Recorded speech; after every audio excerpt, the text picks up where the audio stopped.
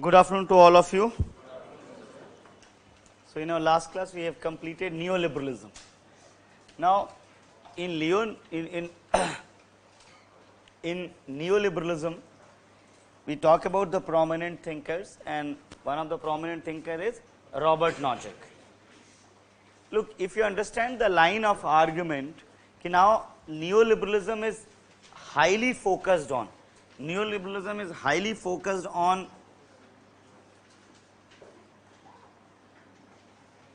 individual rights, wanted free market economy.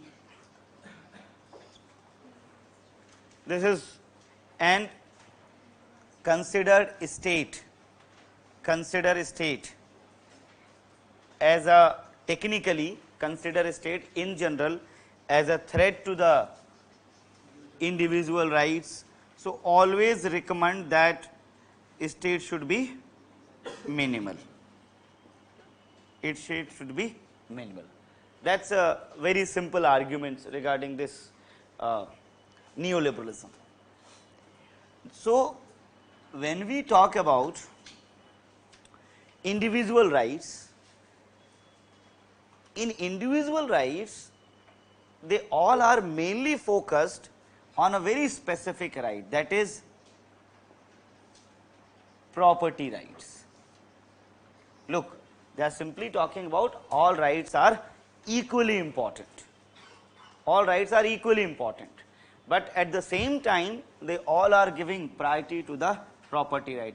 And I can understand, I mean, even you will easily understand why it is there, because the entire neoliberalism is based on capitalism, based on the idea of expansion of business. So, it is very much obvious that they are looking forward for a dominant ideology which can promote business. For this, it is required there should be you can say property rights, and it should be unrestricted. Now, when it comes to understand these thinkers, when we say Robert Nozick, or when we say Hayek, so these people will always talk in a single line. They will talk about individual rights are sacrosanct, it could not be violated in any way, state is a major threat. So, they will give you 3-4 logic why individual right is sacrosanct and it cannot be violated. This is what you need to remember. Okay, what logic has been given by Nozick and what logic has been given by Hayek or Friedman. But everyone will talk about these individual rights are very priceless, these individual rights are very important and it cannot be taken away by anyone. So, they will write, they will give new logic, they will give new philosophies, but only to justify these individual rights, and anyhow they will propagate idea of the property rights. And if individual right has to be extended on the basis of idea of negative liberty, it is very much obvious the role of the state should be minimal. If state will go for a maximum laws, or if state will start intervening, it will automatically limit individual rights. So, with their different logic and philosophies, they will oppose state and they will fix state only for the minimum work, and they will talk about the best mechanism to settle down harmony, that is going to be free market. This is what their core. So, whenever you read some name, okay, so always keep in your mind what that person talk about individual right, what that person talk about state, and what that person talk about free market. You always remember 4 points, these 3 points, and there should be one statement for a thinker. That is enough to write a complete answer of 150 words or 200 words. So, if any question from like last time a statement was there, like a minimal state is inspiring as well as right. Now, commentary on that. So, this statement is Robert Nozick's statement, and the context of the statement is justification of the minimal state and what we say individual rights of the people. Take one through logics. Okay, why he is talking about individual rights are so important. Take 1-2 logic, why state should be not allowed to do work and how come this free market economy.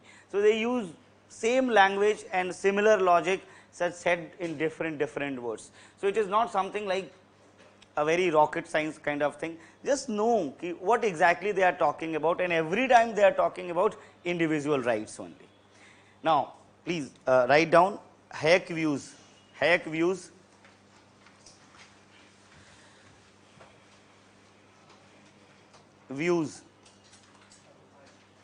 Hayek on neoliberalism.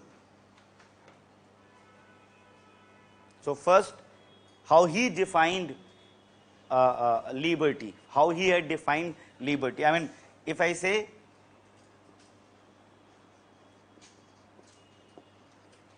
views on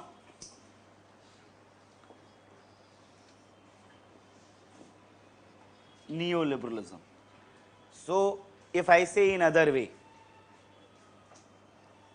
his views support neoliberalism.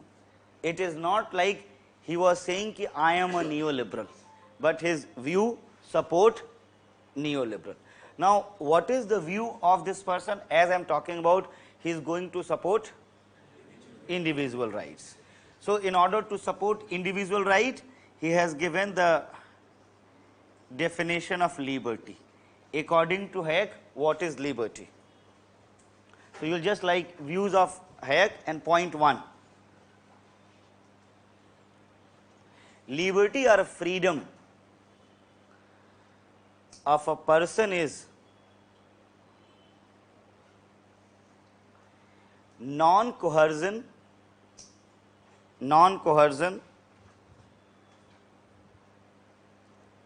and he must not be subject of arbitrary will of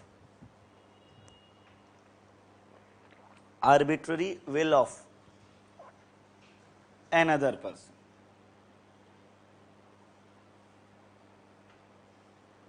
So, what he talks about? Just two important things.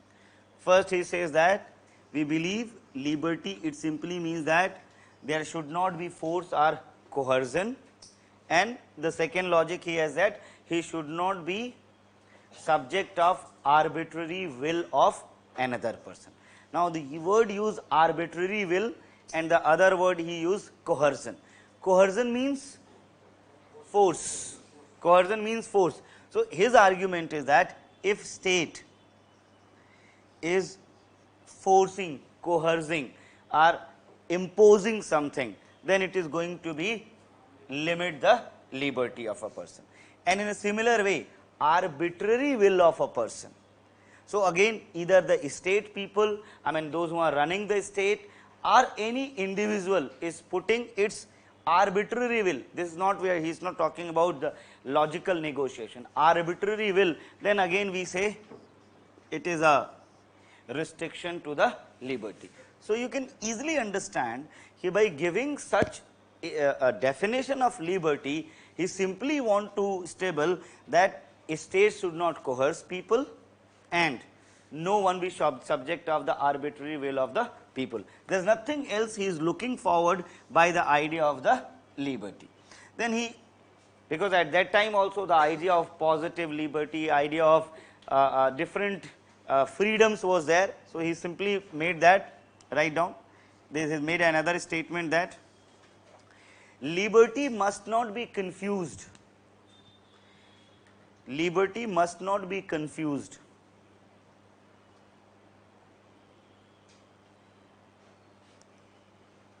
with any other meaning of freedom. Any other freedom. it should not be confused with any other freedom. When you say political freedom, this political freedom is not actually liberty. It might constitute a part of a liberty, or it could be just a right as a part of the liberty, but it is not liberty in itself. He says, whenever we talk about extension of right and we started talking about taking some so called positive rights, that does not mean ki that is liberty, but we need to be always careful ki such kind of rights must not create trouble for the liberty, must not create trouble for the liberty. Write down.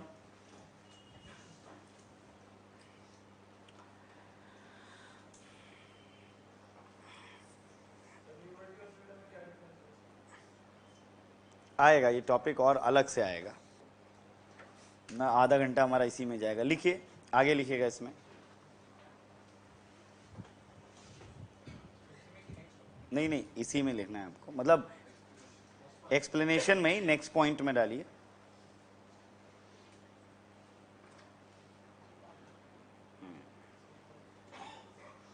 Absence or presence of, absence or presence of, absence or presence of a freedom, absence or presence of a single freedom cannot be sufficient condition for liberty, cannot be sufficient condition for liberty.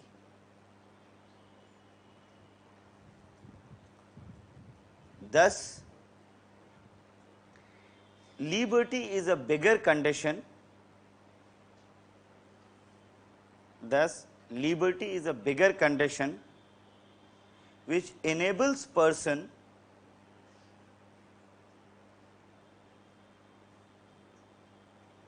to act as per will, as per his or her will,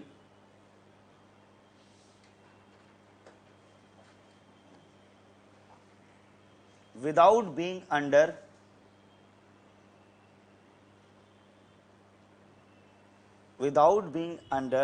arbitrary will of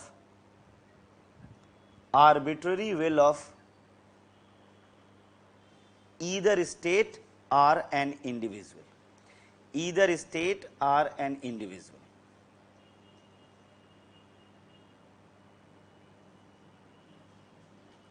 I guess this is clarity ki what he is talking about the liberty. Next point. Now he will target state.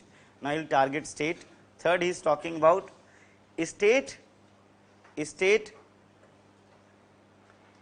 might emerge as a threat to the liberty,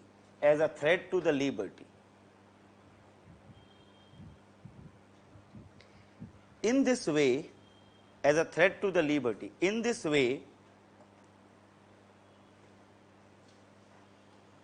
freedom from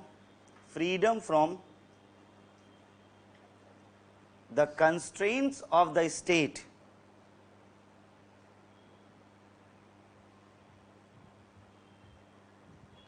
is a condition of liberty,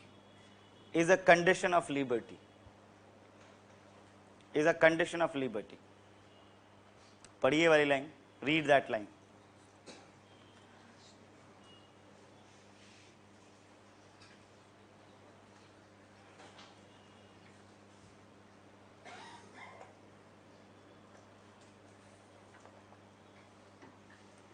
Any doubt to this line? I guess it is going as per the logic and getting connected it. So here he is talking about state constraints must not be there. Next line. So in order to promote liberty, state should be confined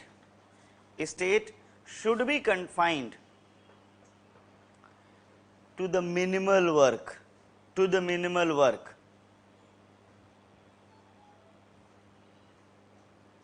and to promote free competition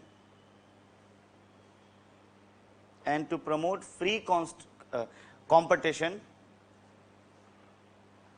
must not take any coercive measure, must not take any coercive measure.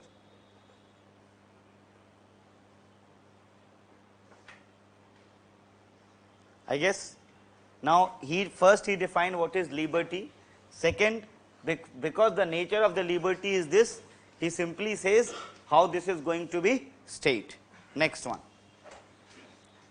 Hayek further argued that equality is essentially associated with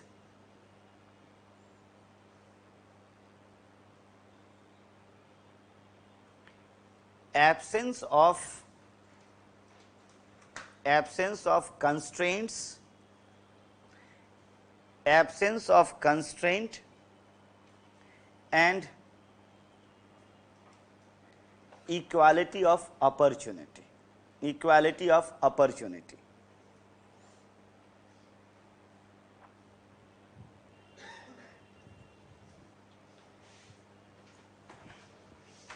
Thus restricting one's liberty will minimize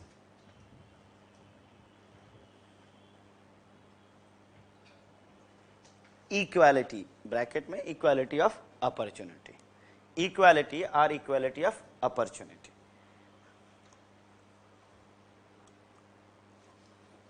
Fine. Look, this is his logic. Again, I am now saying it is a correct or incorrect, it is good or bad. I am simply saying this is what he believed, because he defined equality in terms of equality of opportunity. So, his argument is that now in order to establish the equality of opportunity, there should be liberty to the people. If you restrict the liberty, it automatically hampers the equality of opportunity. Like you believe ki okay, someone has been said ki okay, you will start race from this point, then simply you restricted the liberty, so everybody is not equal. Now, from liberal perspective, positive liberal perspective, when you will think, it will be just opposite logic, but from the neoliberal perspective, the logic is different. Next one.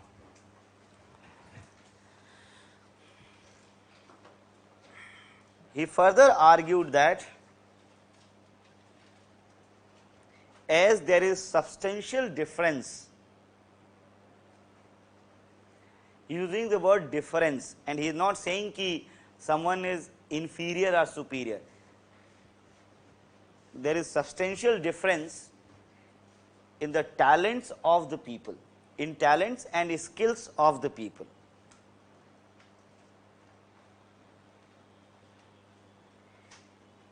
Any effort to bring equality, any effort to bring equality other than equality of opportunity,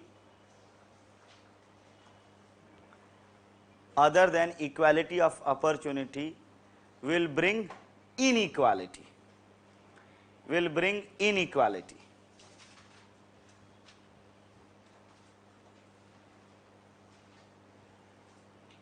I guess this point is clear to everyone. हाँ बोलिए, जोर से पढ़िए क्या कह रहा है. Okay, there is a substantial difference among the talent and skills of the people. हाँ, any effort to bring equality other than equality of opportunity. So, if you try to bring equality through material support or through any kind of support, it is bound to bring inequality. It is bound to bring inequality.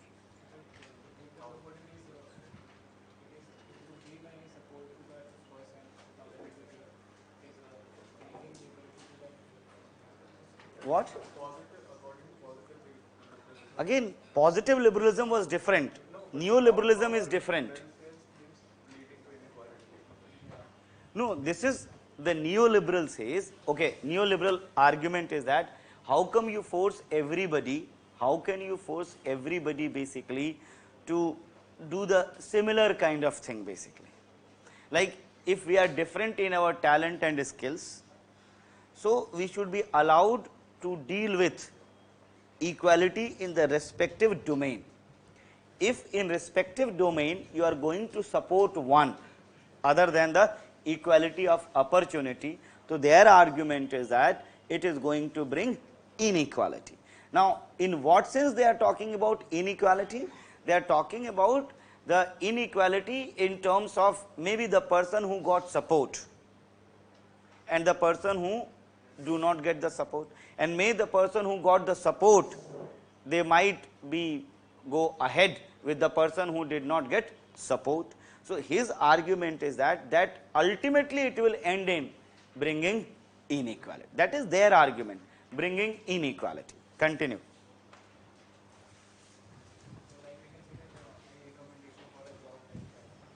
No, it's not about recommendation for the job. A person, okay, a person has been incorporated in the system with less experience, with less skills than the other one.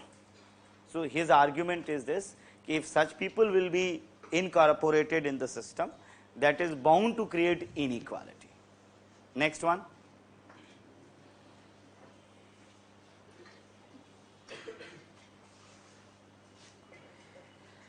Any attempt to bring inequality, any attempt to bring equality other than equality of opportunity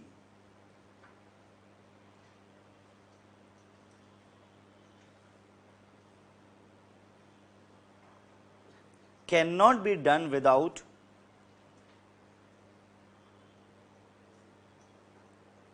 force, cannot be done without force or using force, and it will lead to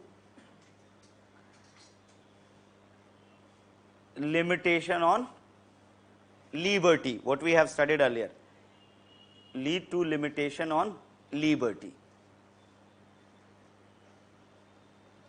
Fine. So, इसको मैं फिर से बोलता हूँ, in nutshell, states attempt to bring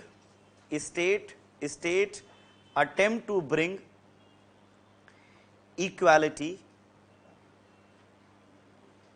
states attempt to bring equality other than equality of opportunity is essentially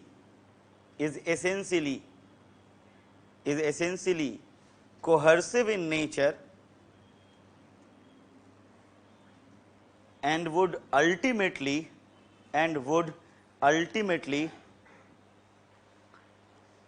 deprive person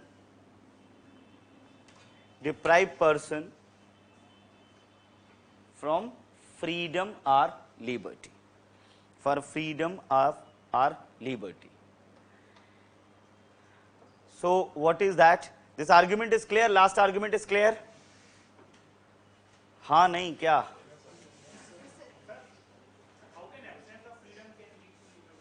How? Absence of presence of freedom cannot be sufficient condition for liberty. How can absence of freedom is a sufficient condition for liberty? No, the statement is what I explained earlier, because if in a system, if certain freedom has been given and in certain freedom has not been given, that doesn't mean where the freedom has been given you can say that liberty is there, where freedom has not been given you can say liberty is not there. Their argument is, that's why I said their argument is like a freedom, just having a freedom, a right is not the sufficient condition of the liberty. It could be just one thing, but the liberty is a bigger concept. In a liberty you might have a range of freedom. In liberty there could be certain restrictions on the freedom too. When it comes to security of the state, there could be restriction. When it comes to you can say your individual development, there will not be any restriction. This is not the sufficient condition of liberty, holding a freedom or not holding a freedom. This is what the statement is talking about. Whether there could be, I mean you can say we should see the term in terms of its impact or in terms of its overall understanding. So, suppose in a state certain restrictions are there, but this restriction is to implement the idea of the security. With this restriction, liberty is get promoted, and at somewhere with the same restriction we limit the liberty. So, it is not a sufficient condition, it could be just one condition, this the statement is talking about. Now, here this is what views of Hayek. His famous statement is, write down, his famous statement is, social justice is a mirage. Social justice is a mirage.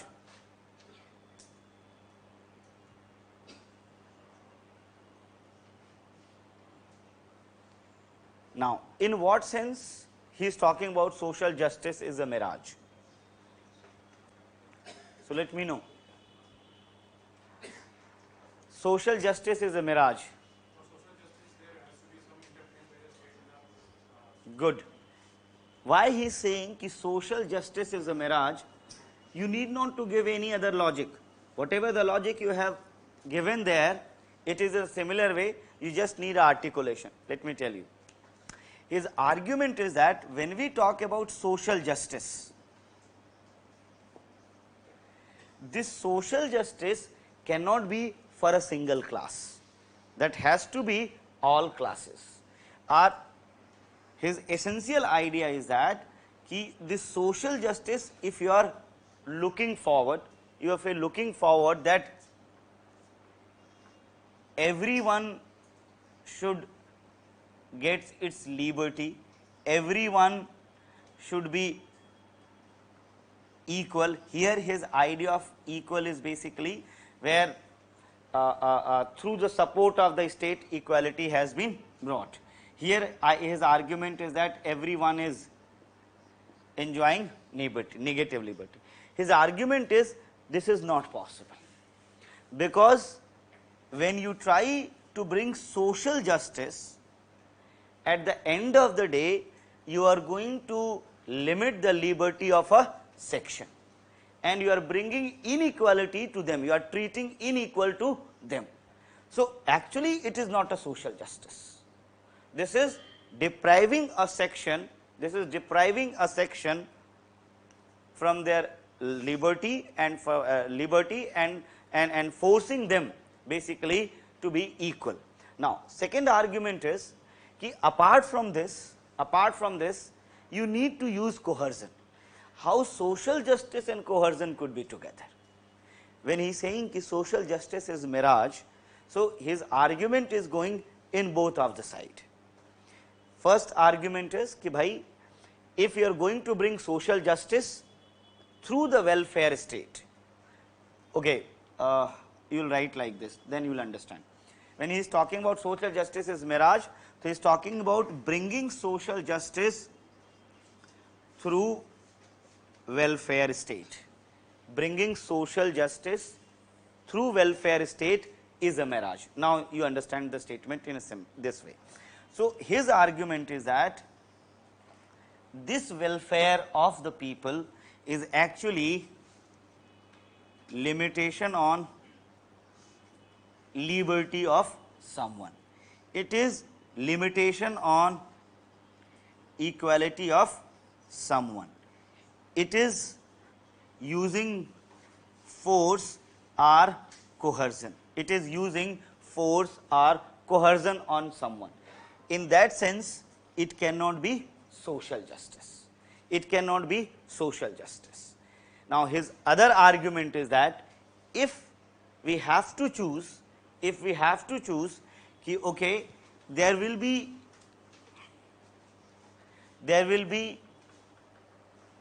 negative liberty for the entire section, there will be formal equality for everyone and state functions will remain minimal. Then still social justice is missing, but he is not saying that social justice is missing in this way. He is saying that there are arguments then again social justice is missing because everyone won't be in position to utilize the entire negative liberty or freedom, or will be treated, they will feel equal, and at the same time there will be no intervention of the state. So, in nutshell what I would say that today to whom we consider marginalized and backward sections, they will remain technically backward. So, again it cannot be considered as a social justice. So, his argument is that searching social justice through welfareism is a mirage. Searching social justice through welfareism is a mirage. So, his statement is in context. His argument is that social justice from the point of view of both of the ideology is not possible.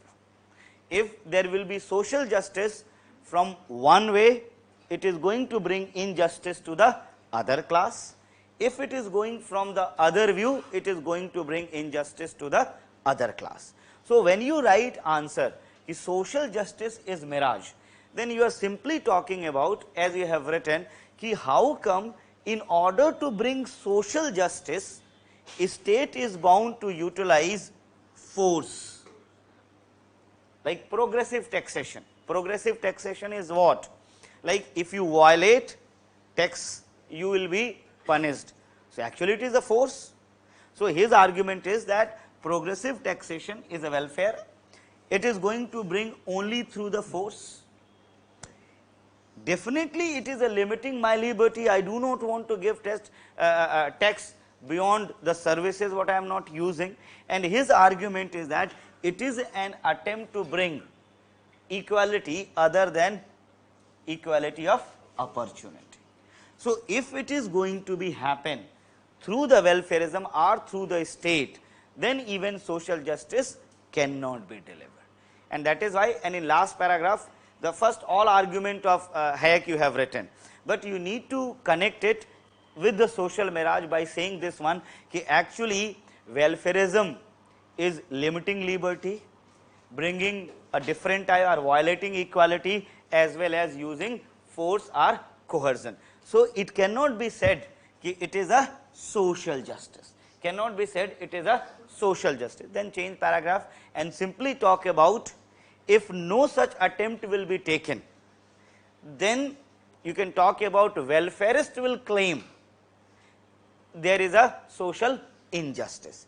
Now, the concluding point, the best spontaneous order and harmony in the system remain with non-interference. This is what his conclusion, remain with non-interference. The interfered system neither bringing social justice for that class, and it is also inviting what we say overall slowing down of the economy and growth rate. This is what his argument is. Is it clear? What is this social justice as a mirage? It could be a single statement, and they might ask you to write in 150 words. One thing I received few of the messages regarding many of the European countries provide facility via states, maybe in Sweden, maybe you can find in Netherlands. State is one of the major player, and they all are considered to be developed one. So, just making clear here,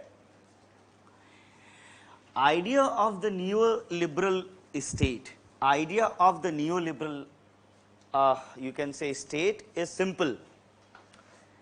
In order to bring liberty, equality or justice,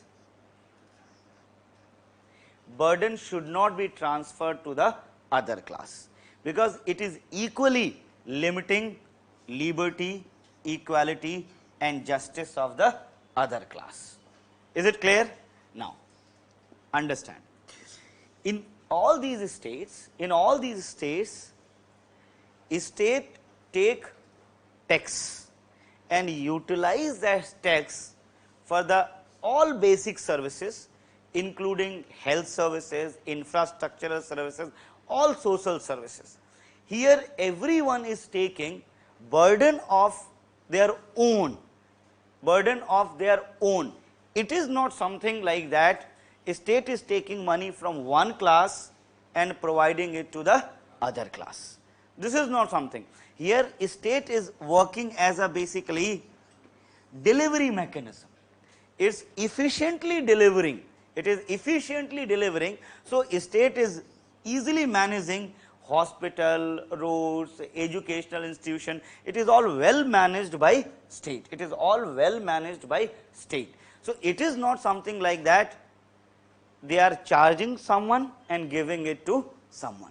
There is no such kind of differentiated law. And one more thing, the infrastructure, hospital or whatever they have created, it remain equally accessible to everyone. In India, it is a big question. Maybe AIIMS is considered to be having one of the finest services, but it is not possible for a person to be there for 10 hours and get to be treated. Now, it creates a lot of dissatisfaction. It is run by money of someone else, it treats somebody else, and the person who is paying money, if he is looking for the treatment, he has to spend there 10 hours. So, his argument is that spending 10 hours is again a loss of money, because I am not into my business. But if you see the countries like Sweden or Netherlands, the situation is not in a similar way. Sometimes see the taxation rate and sometimes see the base of the taxation. If you see how many people in India, what is the percentage the people pay taxes, and sometimes check how many percentage of the people pay taxes in such country. That's the make the difference basically. So, here state is not, you can say something limiting one's liberty and supporting others' liberty. Here the state is actually dealing both of the section equally. It is treating both of the section equally. Is it clear? Clear hai? Chaliye. In a way, sir, it is supporting concentration of wealth to a particular section. So, how it is connected with justice? What is the neoliberal position of justice? If we can understand, then it will be better. Okay, it's a big debate, please.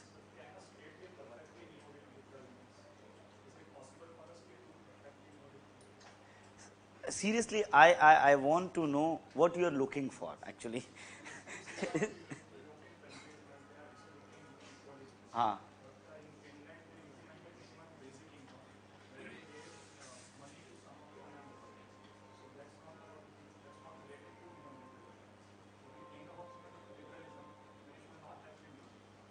Okay. Now, first, like when we are talking about then what is justice for the neoliberals? I told it many times. For them, justice is procedural. It is not based on the outcome. See the difference.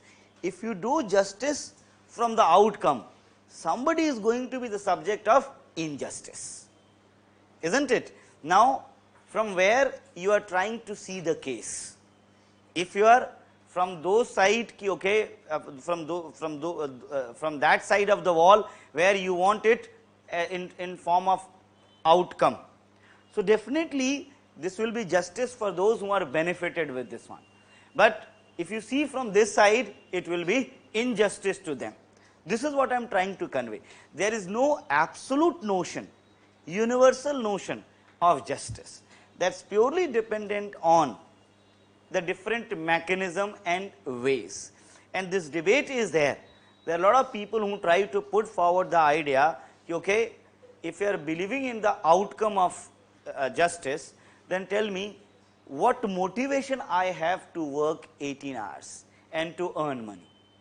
This is a very valid question. Why should I work and if flatly you are going to take 40% of my money to give someone else? This is a question which has to be answered. Huh. Definitely answer, sir. Because he thinks there means because of your passion for the job, because for the fulfillment of the necessity of society, and because even in the case you are charging 40%, the base is very high. Now, Even as you are saying. simple, when you are saying that it is passion for the job, I guess we are not in the era of Plato or Aristotle, where we are working as per our natural trait and we are looking for that passion.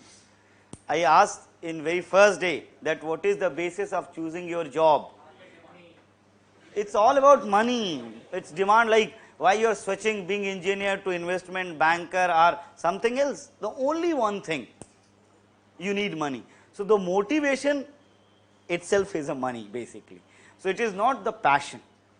So the first argument what is talking about. Now when it come to the society, so how the contribution of the society should be counted? Why it should be one way? Why it should be one way? There should be another way also. Okay, fine. I am contributing to society. Now, in what way society contributing to me, and is there everyone's contribution in the society, or it is the me only who has been chosen for the contribution? Isn't it? These are all valid questions. These are all valid questions. Ki, okay, fine, I am ready to contribute with the society. I do accept this line. Ki, okay, I was with the people, so this is not made by any personal businessman. So it's fine, done. But how come only I should be forced to contribute? What about the other people to contribute?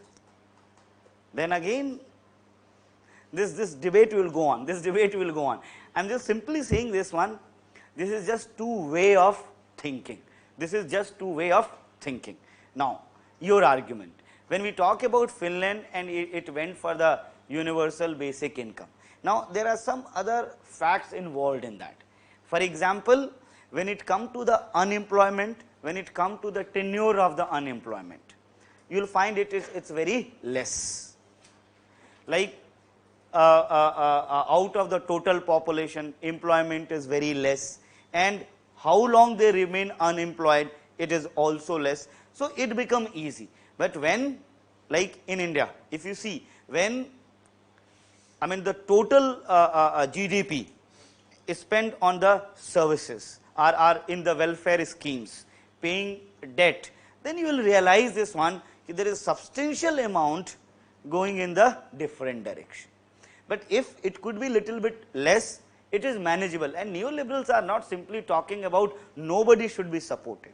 They are not talking about, they are simply saying this, it could not be like the entire support come from the state side. So it is in that way basically. And when it come to, yes. No, they do not believe it is absolute in nature. They do believe in the certain restriction, but the parameter, the base of the restriction must be properly examined. No, even when we talk about maintaining law and order and application or applying this, for here rights cannot be, one cannot have the absolute right to kill other or take the life of the other. Restrictions will be there, but the nature of restrictions and the field of restriction, it will be there. Although there are a few more thinkers who oppose even the idea of the state. Now their argument is like, why not state should also be get converted into a private organization? Like if security groups are there, they provide security, private security personals. So why not state should be treated like this only? So but now you fight for us, we will pay you. It is not something that you have any control over us. It is just like a private organization that is providing security. But again, there is a issue in this. It might be okay for the countries where nature of security threats are that's coming from the outside. but where the security threats are coming from inside and from lot of other format, then definitely it is not possible. Is it that everyone is in position to pay the price for the security? This is another issue is there. So, what if a person is not in position to pay the security price? So, it will be like he is having a tag, okay, he is insecure, unsecured person. So, log practice kar sakte hain, something like this. So, this is all create some practical problem. So, it is in general it is accepted that state is an institution which will provide security irrespective of everyone who is paying. So, we are paying to security state only this much of money which is required for maintaining law and order internally and maintaining military outside, nothing else. Look, again I am saying this is all theoretical model, this is all theoretical model. When it comes to the application point, all the theories are, because there are a lot of political compulsions are there a lot of leaders are there who, okay, what do you think? Those who are leaders, they have ever gone through what is positive liberalism or neoliberalism and all. So, technically they make their policies as per the requirement. It is those who suggest them where you have to go, they know about what all these things are there, and gradually they push these ideas. It is not actually the politician, it is bureaucrats and nexus of the bureaucrat with the businessman, they run everything and there is a proper channeling for that. Criticism of neoliberalism, when it comes to criticism of neoliberalism, criticism of neoliberalism.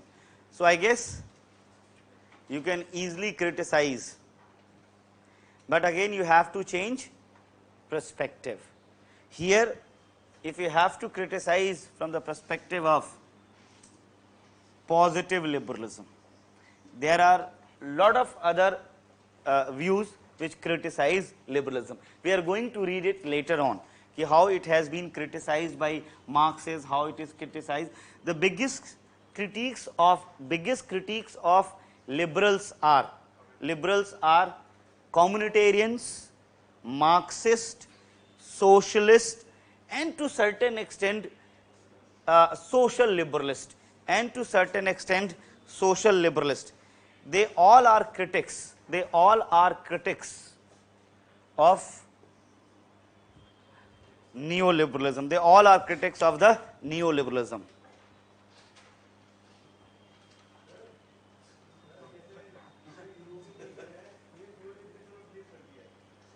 नहीं, मैं सुन नहीं पाया, फिर से. हाँ हाँ नहीं, वो ब्रेक्जिट के दूसरे रीजंस हैं, उसमें एक न्यू लिबरल फैक्टर हो सकता है, but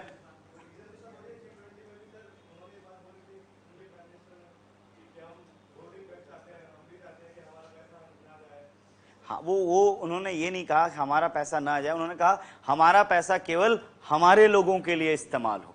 this was his argument. The entire money of Britain should be used only for the British people.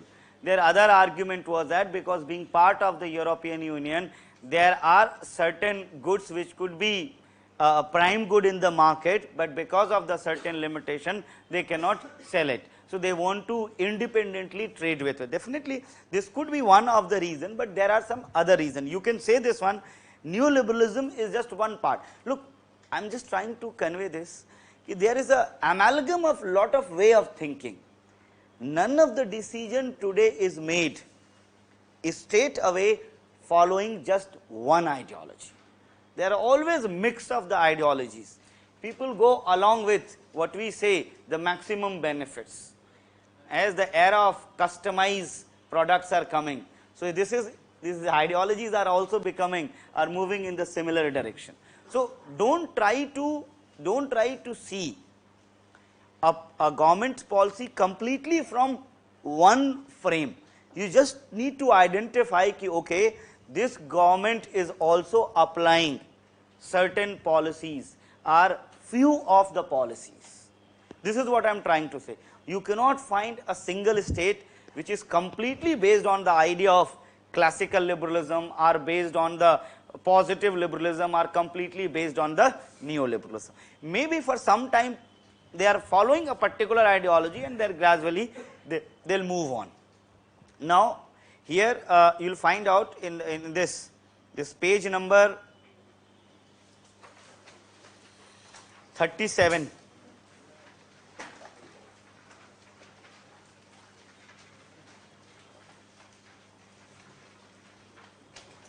The name of the scholar and their commentaries are there.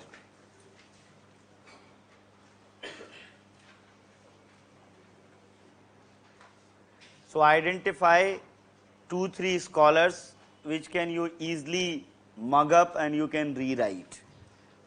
Why I have given this much of the name? So choice neoliberalism. There should be proper choices. You choose as per your own convenience. So many names are there. Just pick few of the names.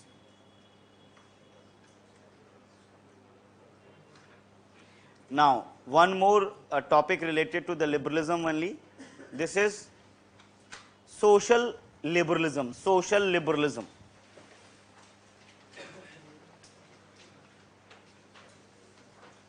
Social liberalism.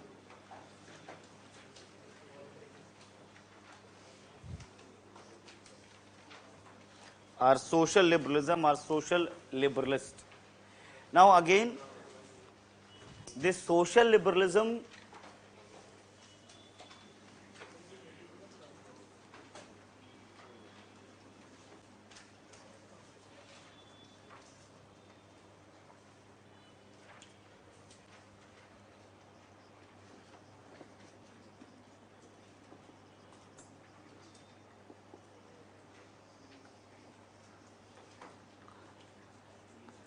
So what is this social liberalism? What is this social liberalism? So definitely it is a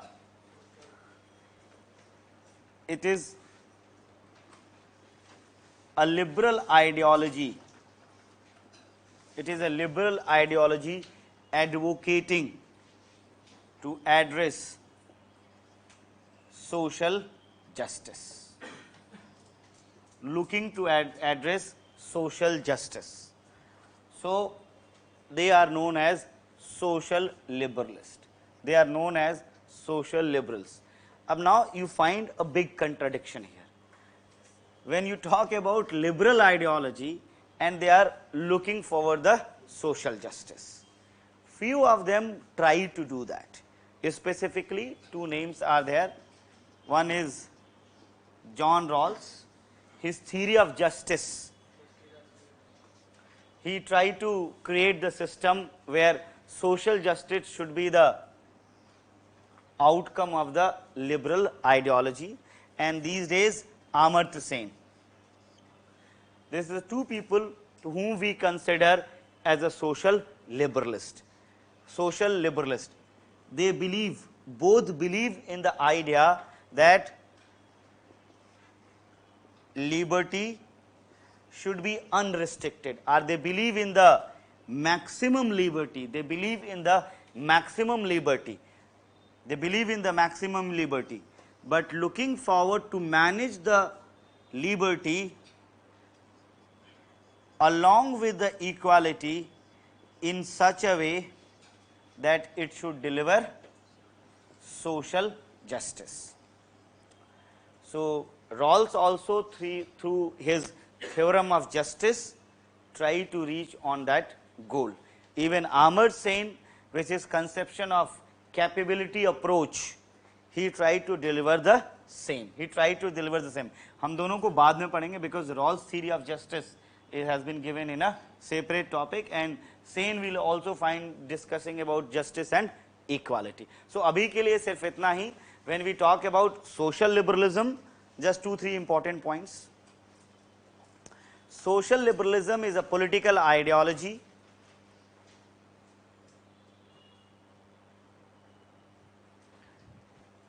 that sought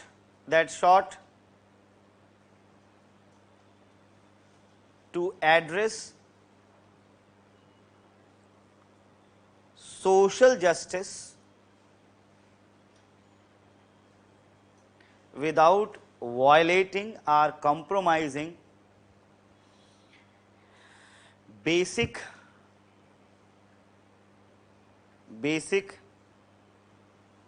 liberal ideas, Fine. Point number 2. Social liberalism advocate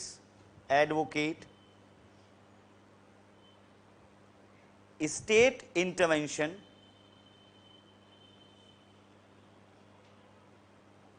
in socio-economic issues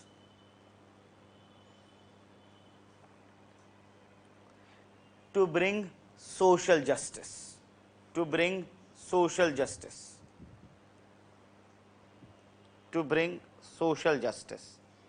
but without compromising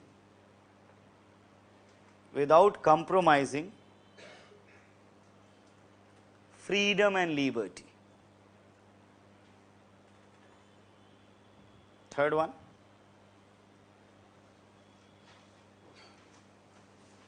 it advocates, social liberalism advocates for a fair distribution of wealth and power,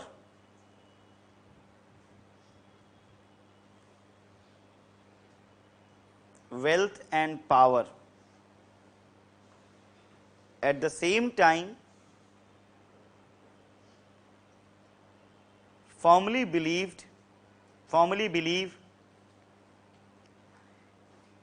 state and democracy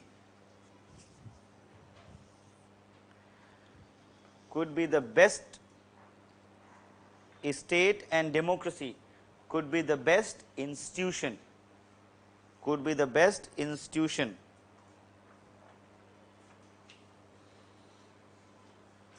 to deliver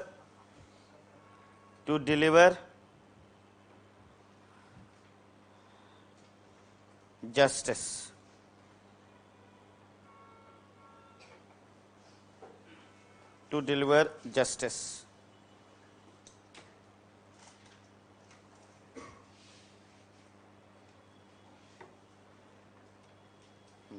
Next line.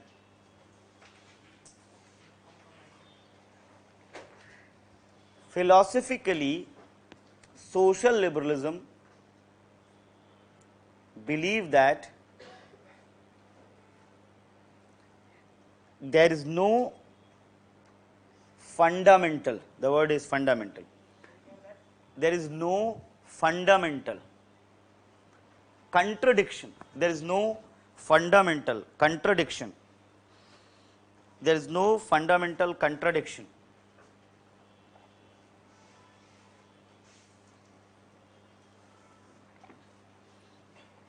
between individual good, individual freedom and good of the community are social good.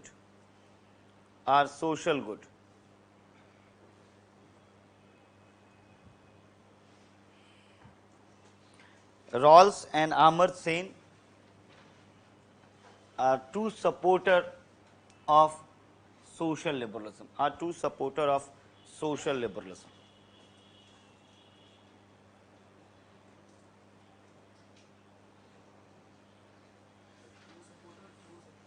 True supporter.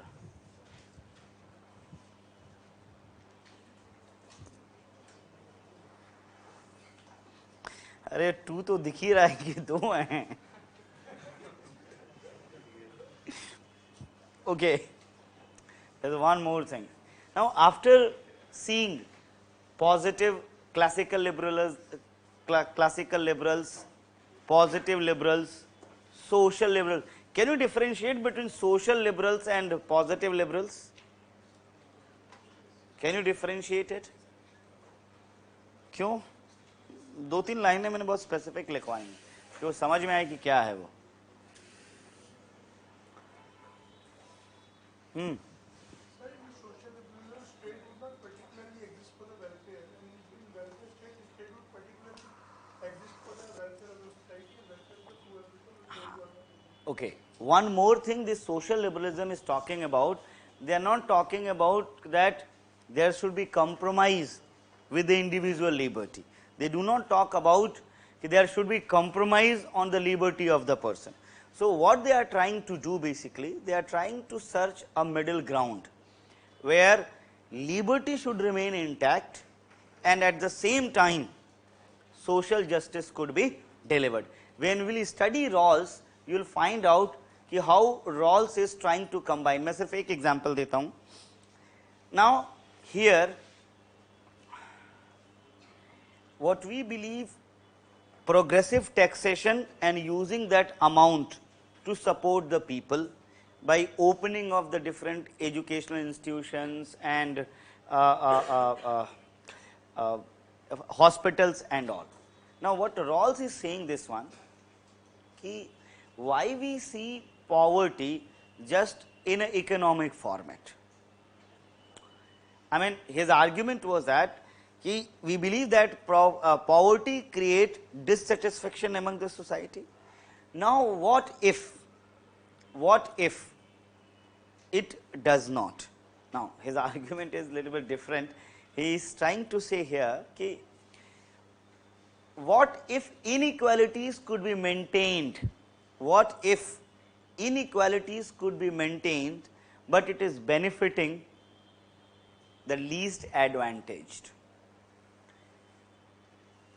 Okay, सारा issue तो इसी बात का है कि inequalities are there and it is benefiting the so called rich class. Now changes. Let's maintain the inequality, but the benefit should go to the least advantage.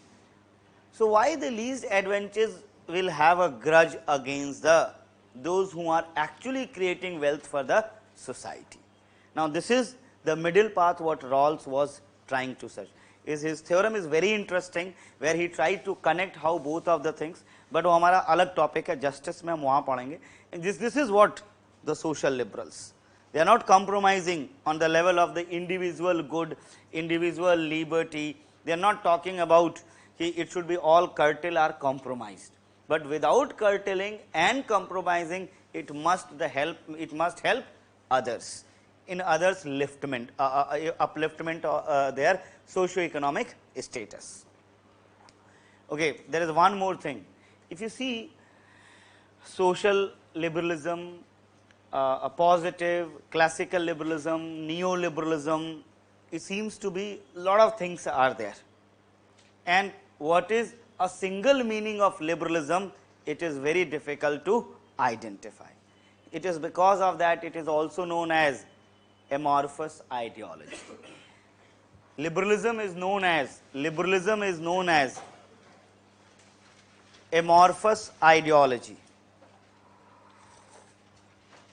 Is known as amorphous ideology. Different scholars used it. Different scholars used it in different perspective.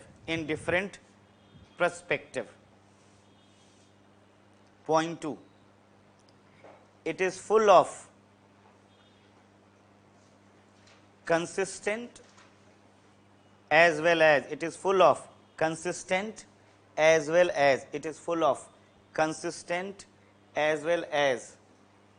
contradictory ideas. So you can give the examples ki how it is. So if you give the example of classical liberalism, then if you give the example of positive liberalism, you can find the contradiction is there basic. मैं केवल एक statement बोल रहा हूँ, write it down. Botmore, B-O-T-T-O-M-O-R-E,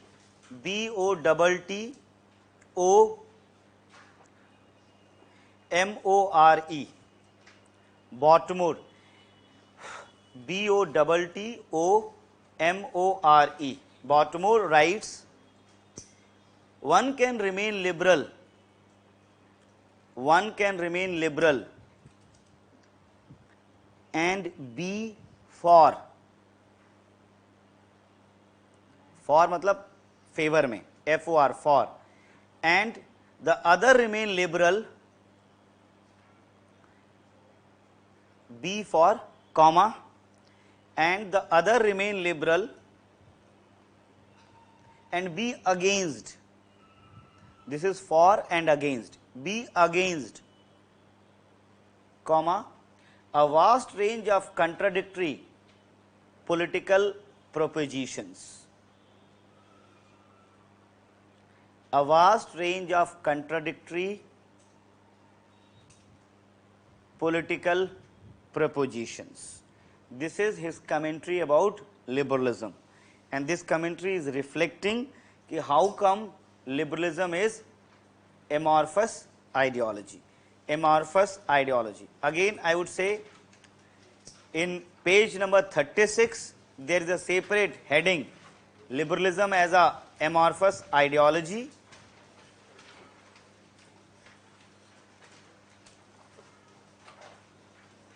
So again I am saying, if you write this entire in your notebook, it's going to be 1.5 pages. You need to pick up only the basic logic, and few of the name, they are consistent and contradictory ideas. They are consistent and contradictory ideas. It will work for you. And even read this contribution of liberalism. Contribution of liberalism.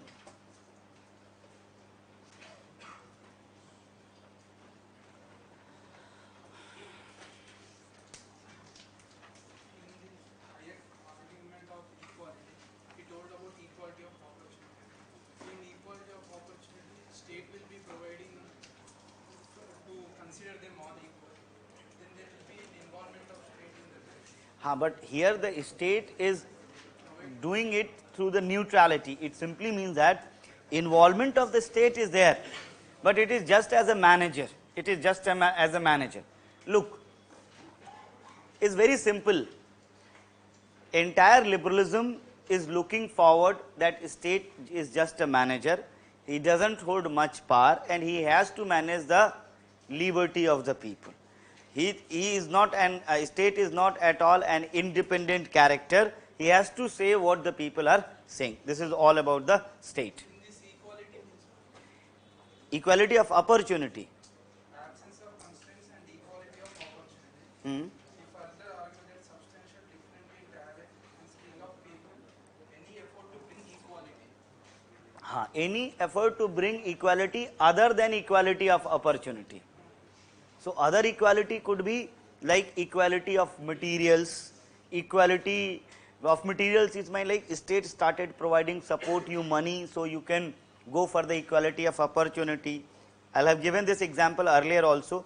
If some are running into the context, and now equality of opportunity, that time will be informed to everyone, day will be informed well ahead, so and nobody will stop you to reach, nobody will stop you to run. This is equality of opportunity. Now because of their own psychological condition, economic condition, social condition, you might be in position to win, you might not be in position to win. So equality of opportunity, it simply means that it is allowed to everyone. Now equality, other equality than this equality of opportunity, if those who are there and somebody says ki look, I haven't practiced well, so now the state says ki koi baat nahi, you will be 50 meter ahead when the others. This is what? Equality other than equality of opportunity. Here is the support of the state. He is opposing that support. He is opposing that support.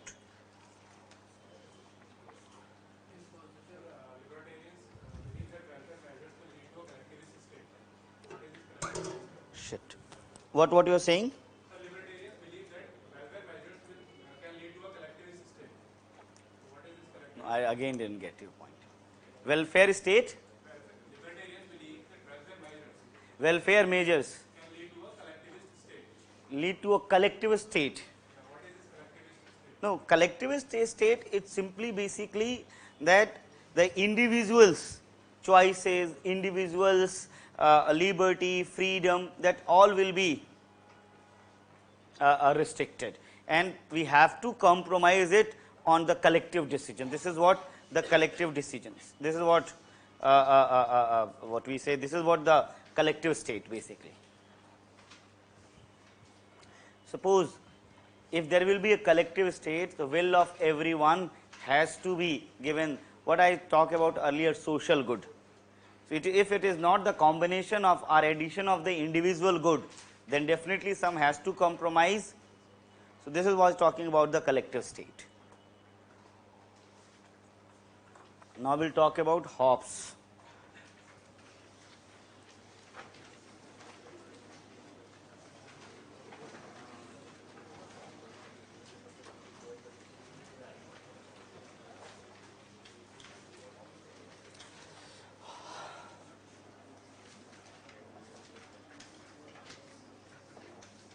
Thomas Hobbes, Thomas Hobbes.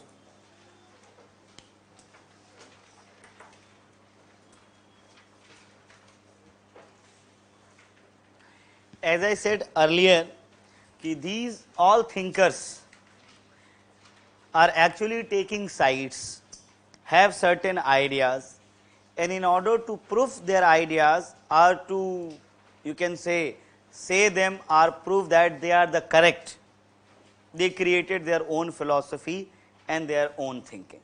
So, I am repeating this, whatever the Hobbes is saying, so he has an agenda in it. I repeat, he has an agenda in it, and definitely his agenda is outcome of his understanding and experience. We cannot deny it.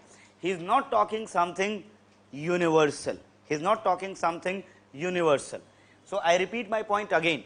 If you read Hobbes, whatever the Hobbes has said, he used a method to prove whatever he is supporting.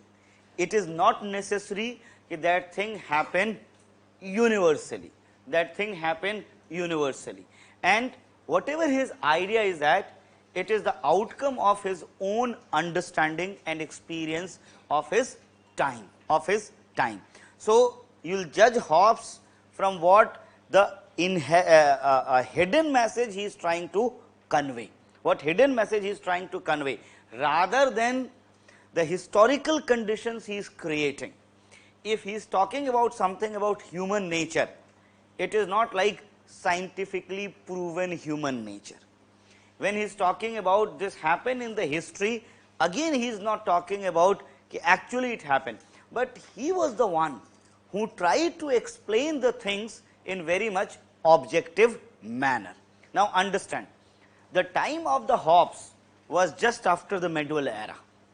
I said it earlier, it was the time when proto-industrialization was taking place. It was not a industrial revolution, proto-industrialization was taking place and new ideas was coming into picture. It was a time of Renaissance, Reformation and Enlightenment. I repeat, it was a time of Renaissance, Reformation and Enlightenment. So, a new set of ideas was emerging, where the human was emerging at the center of word, and he was the one who further pushed that idea, but definitely he has something in his mind. So, first understand, Hobbes belonged to England.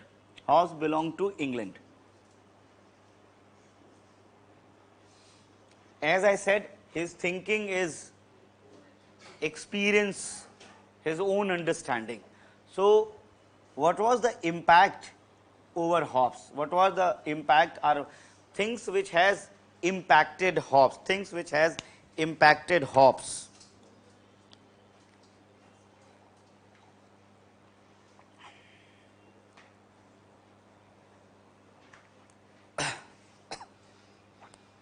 The first important thing that had a great impact on Hobbes, basically, it was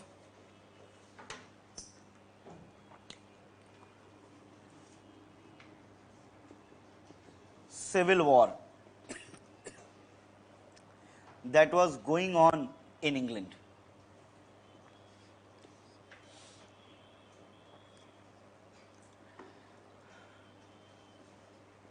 English Revolution.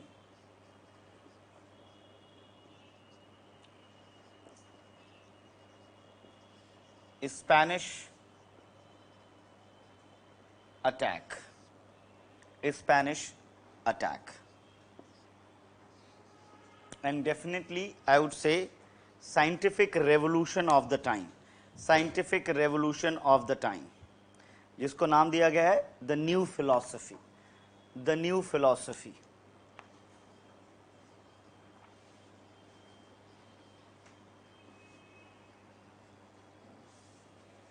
The new philosophy. This all has a great impact over Hobbes' way of thinking. Civil War, English Revolution, Spanish attack, and the new philosophy.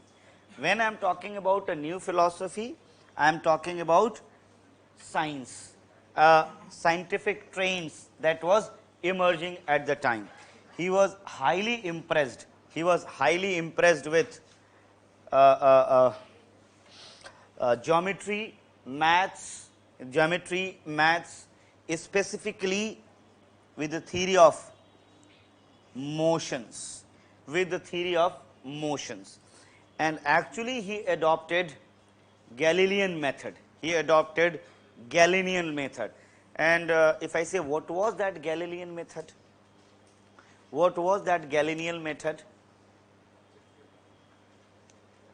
How, okay, what happened with Galileo? Let me know those first.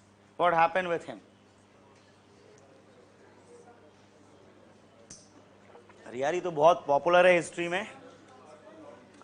So he was the one who contradicted what was written in Bible, and he said basically it is not the earth at the center, but it is sun. Now how he has said this? This is important. Look, before other method other than Galilean method, it was completely based on self-evident truths, based on certain abstract ideas. He was the one who come up with the idea of scientific inquiries.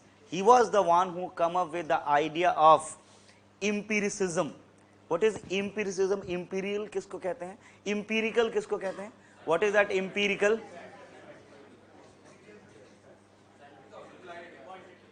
No, when we say empiricism, then what exactly it means? Empiricism, that simply means that it could be proved through the observation. That could be in format of either facts what you can physically count it. This is what we call empiricism. So it was the Galileo who introduced, just 2-3 words I am using, like he was the one who completely rejected the assumptions of past, what we say self-evident truths. They say, if this question is there, okay, how come earth is at the center? If it would have been asked to any of the religious person who believe firmly, then what he'll say? It is all designed by God. So now the next question is, then how do you know? We are authorized one to communicate with the God. This normally happens, and rest of the people believe in this idea. So there is no way of inquiring whether it is correct or incorrect. So he completely rejected such kind of methodology which was based on abstract assumptions or self-evident truths. And he introduced a new methodology of inquiry that is objective in nature, based on empirical studies and to certain extent scientific inquiries. Hobbes was the person who has taken the methodology of Galileo. He was the one who now want to explain everything in an objective manner. He was the one who want to apply or understand the things in objective format, कि why human behavior is like this. He just want to understand what should be the function of the state, again in empirical way. He is not taking any assumptions. This is what his methodology, and it is also considered to be the biggest contribution of the Hobbes in the history of political science.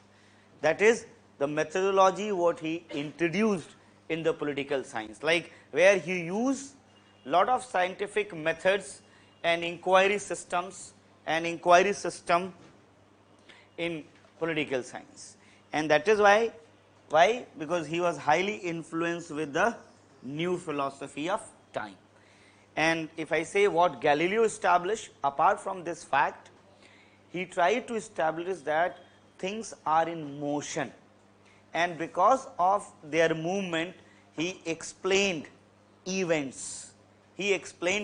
Now I personally believe it was a classic argument given by Hobbes here when he says it is the language that helps to understand. I repeat, it is the language that helps to understand. Otherwise events are, or impacts are just impact and events. There is nothing in that. Okay, I would say in another way. Is a famous statement, truth is a function of language. Truth is a function of language. Otherwise, things just exist. It is we who has given meaning to this word. Otherwise, this word is just in format of things, and everything scientifically continue to evolve and work. You understood what he was trying to say? Okay.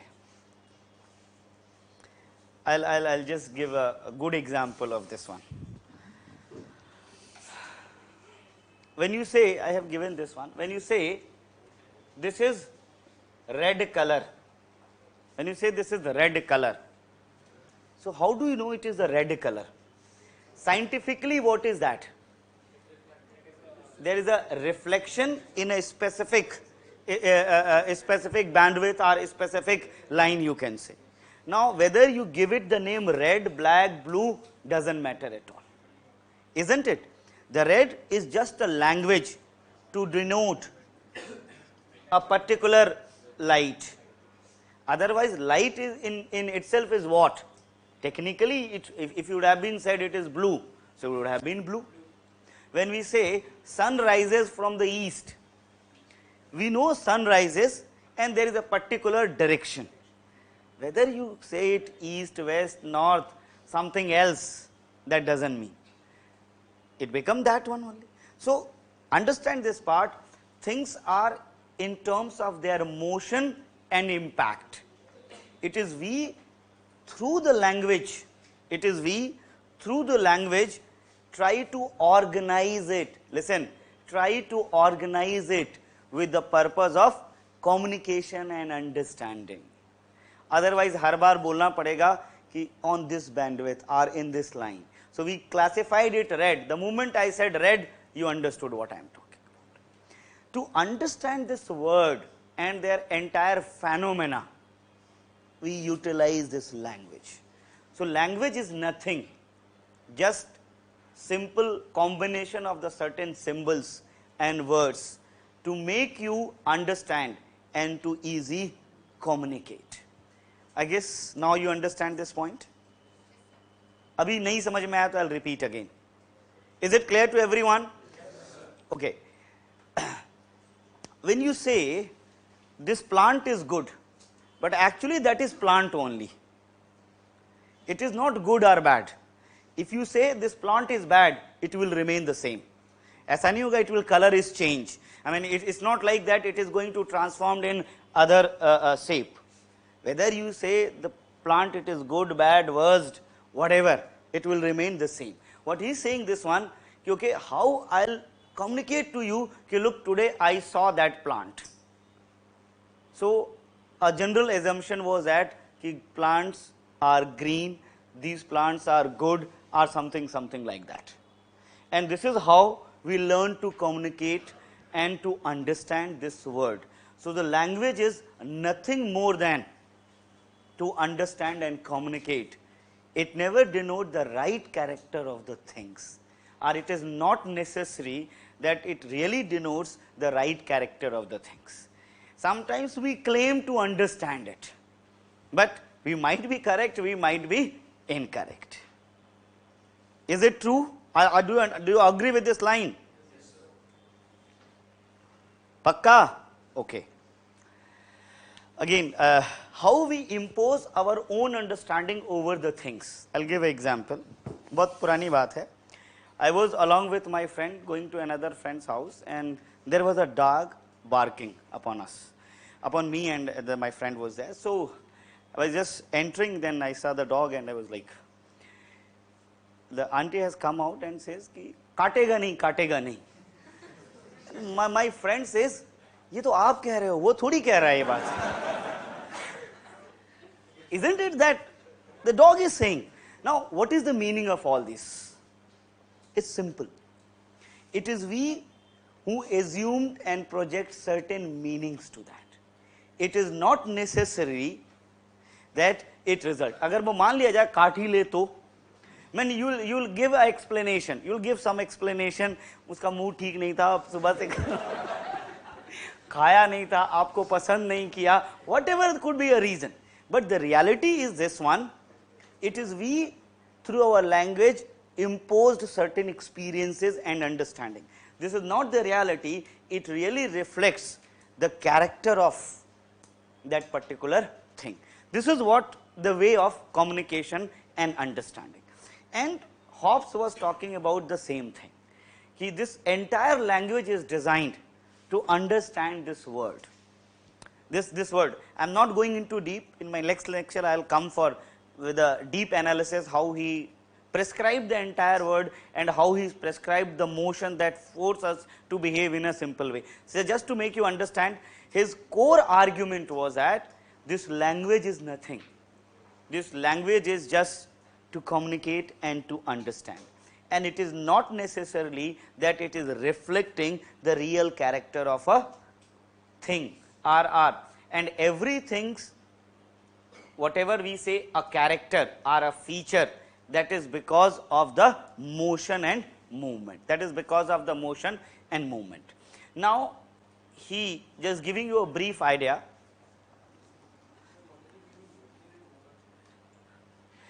Just wait for one more class. I'll explain it. पहले एक बार पूरी बात समझ लेंगे, then it will be easy.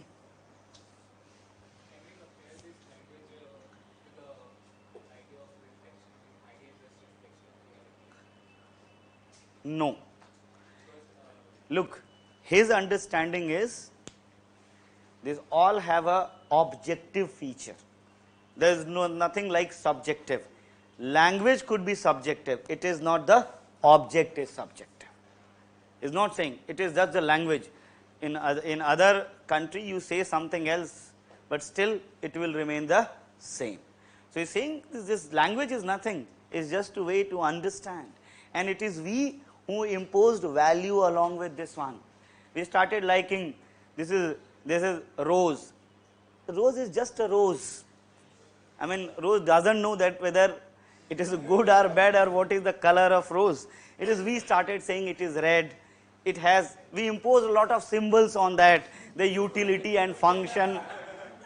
But for the rose, just from the scientific perspective, even its scientific name is relatively tough. And again, it is just way of categorizing. It is we who impose all those values on that. Hobbes always tried to understand the things in objective and empirical method. He says, if anything said it is good. Now, with this idea, what he did? He completely undo all the concept of the history that evolved throughout the ages. When established, this is good, this is bad, this should be done, this should not be done, he said, it is just the language. It is not that actually things are in that way. It is because we believe.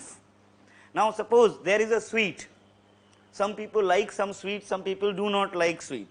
but sweet will always remain sweet, whether you like it or you do not like it basically. It is not going to change the character. Now you can give a value judgment, eat this, do not eat this, and you have certain reactions to that.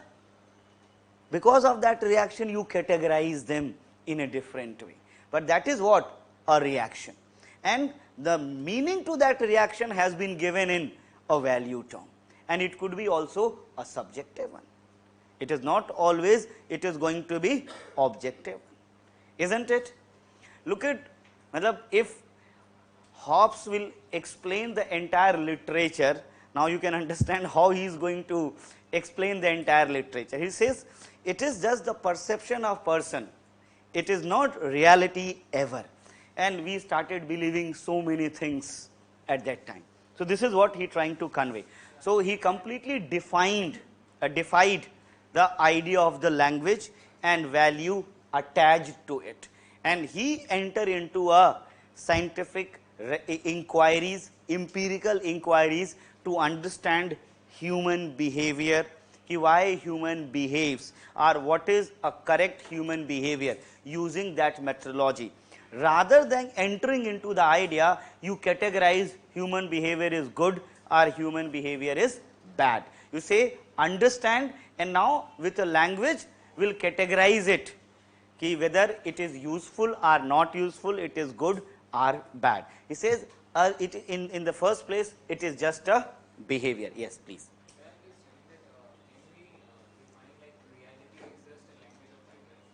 Reality is,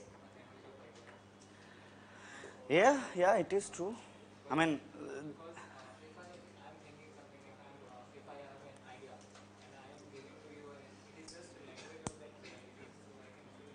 let me tell you, you can invent a language and you can convince the person, okay, this create that impact. What these magicians are, those cheaters, they do what? Cheaters in the sense, they come up with a certain ideal, say, look, this is going to be happen. Look at our leaders, what they do. They use a language and you feel it is a reality. But actually they impose a certain idea, it is not necessary that is the reality basically. So his argument is, just give an imagination. Nobody is in this world, no language is there, this world would be a very different world. And he is saying, it's not about anarchy, again it's not about anarchy, it's just people are living in the world with just basics of their life. And then in order to communicate, in order to, you can say, interact, if it is required, certain symbols will grow on. And with the experience, we'll impose a value addition to this. Good, bad, worse, best, whatever it is there. So his concern is that he remove all these barrier of the language. Just see from inside what is the motivating factor. It is the culture, now I am using the word, it is the culture which has given us a meaning, which has given a word to us. Otherwise, in reality form, things are very much different. Again I am saying, he just want to go inside. I will just give one example, I have said it earlier also. Now, our culture has given us a choice to become vegetarian and non-vegetarian. He do not accept that there is something called vegetarian and non-vegetarian. He simply believe that people are hungry and they eat. Now, throughout the ages, you develop these ideas. Now, he says, if you want to taste, if you want to test it, whether there is a hunger and there is a eating or something else, then he says, okay, make a person hungry for next 10 days. He'll forget he is a vegetarian or he is a non-vegetarian. If 15, 20 days, there is nothing like, everybody will eat anything if it is all about, if they are about to die. Forget about vegetarian and non-vegetarian. What you cannot think even. Life of Pi, देखिए आप लोगों ने, you will find these are the typical Hobbesian models. You will find out, yes, at this time You can find lot of examples how people started killing others, even they are eating, drinking human bloods. This could be to any extension. This could be any extension. It is our cultural learning. It is our cultural learning that controls the basic motion of the body. The movement, the impact of culture goes, then you come in your real format. And and as per Hobbes, human is in terms of language not at all good. This is okay. If I ask a simple question, what if there is no threat of law? Government of India said, okay, for one day, do whatever you are willing to do. No law is there. Then you will find out lot of settlement has to be done. I guess everyone is 100% is having in his or her mind. Now this is the real one. This is what the real one. And through the scientific inquiry, he was trying to reach up to that person only. And from there he want to explain how the modern word came into picture. So just a storyline only, first understand. So then I'll explain with in detail what exactly he was trying to say.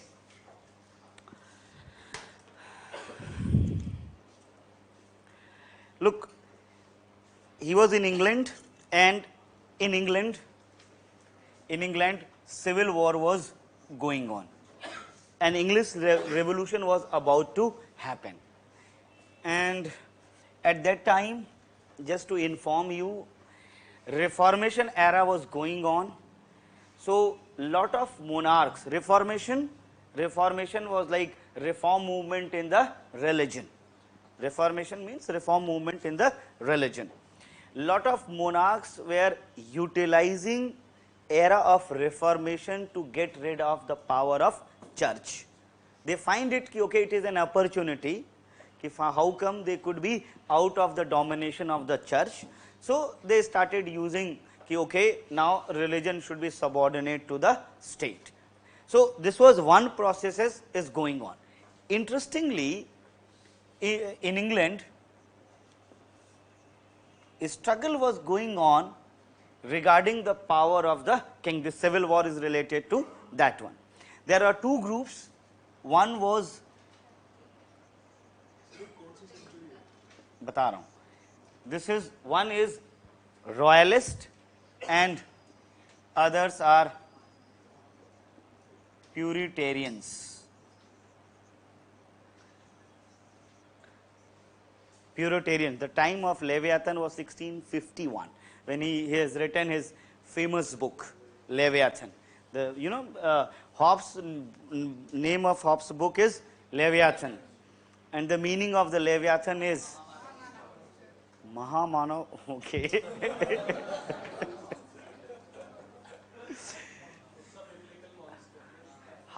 It is a monster. Basically, it is a sea monster. Sea monster.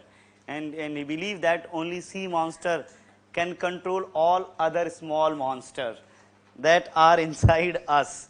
He never accepted that there is any person good one.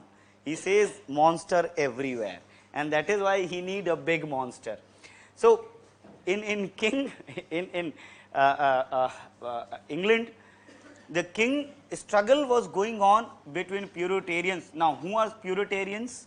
Puritarians are basically those who are leading the reform movement of the time. Those who are leading the reform movement of the time and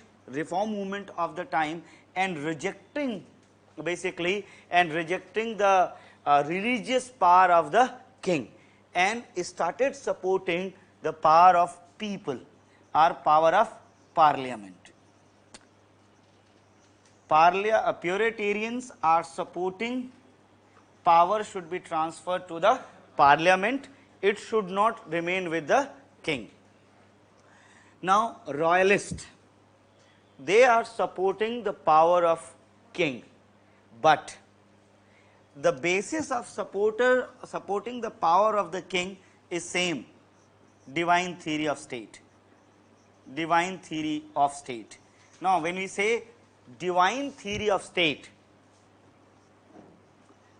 what is that divine theory of state? the power of the king belongs to the god, or it is the god who transfers the power to the king. He is representing basically God. This divine theory. The royalist was against the Puritans, are supporting the power of the king on the basis of.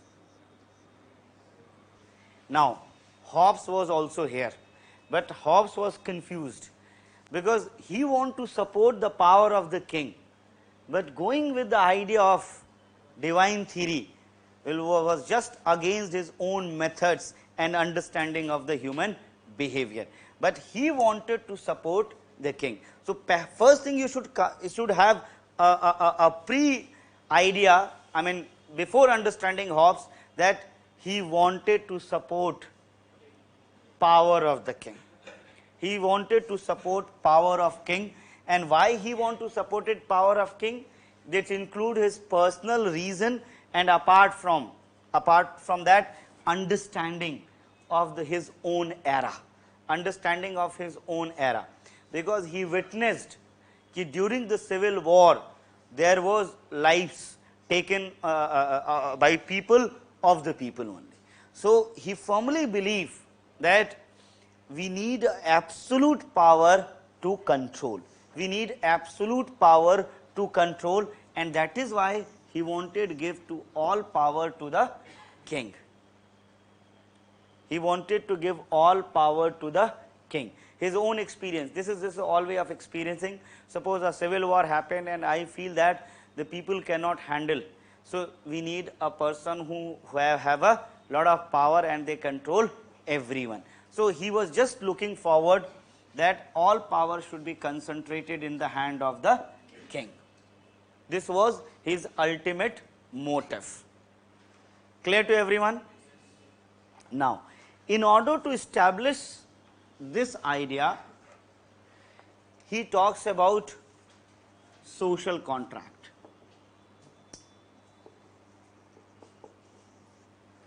He talks about social contract. Now, this situation what he is talking about, it is definitely not real. It never happened in the history. It is just because he has to show that all power should remain with the king, he made a story. He made a story. And I guess we all do in our normal life. So many stories are there. When at the childhood days you are late at your house, even today also, parents ask, then you make a story. So story is not correct. So what he is saying is not a correct thing. But because his motive is something else. So we need to look into what he is looking for rather than this story. Now he is saying, okay, at one point of time there was no state. There was no state. And he considered this condition a state of nature. For him, before the establishment of state, people are living in a state of nature. Fine? There is no state at all. So, in a state of nature, people are living randomly. People are living randomly. So, technically, there was no society. There was no society. But he identified there were natural rights, there were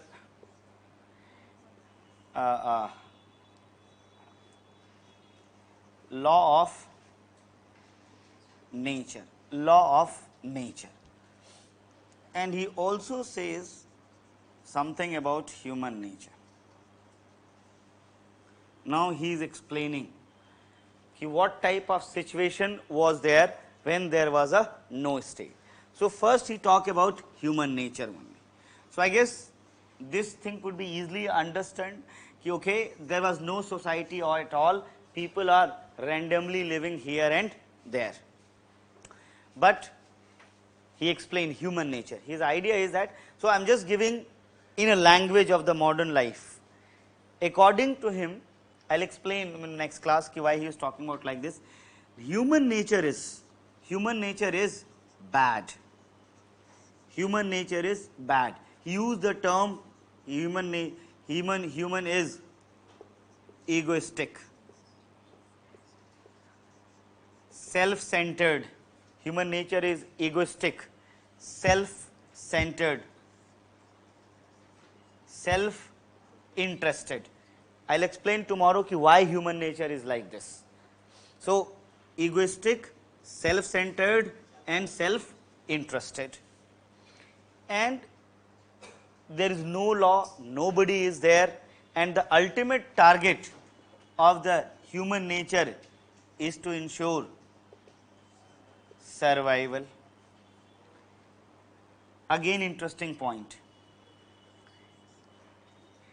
He can only understand his own emotions. He can only understand his own emotions. Now, what is that emotion? This is not the modern emotion. His argument of this emotion is the basic emotion of a person, that is mainly related to the basic needs. Now, we have different names for the different emotions, but more or less these three is the basics. Now, we started seeing okay, weather is good, now we want to eat something. So, this actually basic emotion is there and you connect it with someone. It is just the sophisticated language. So, he simply say the person are in position to understand just their own emotions. They cannot understand the emotions of the others. Humans can understand the emotions of the others. आप अरे आपकी मैं बात कर रहा हूं, नहीं आपके बगल में, जी आप ही से. अच्छा, किसी ऐसे व्यक्ति के इमोशन अंडरस्टैंड कर सकते हैं जिसको जानते तक नहीं है?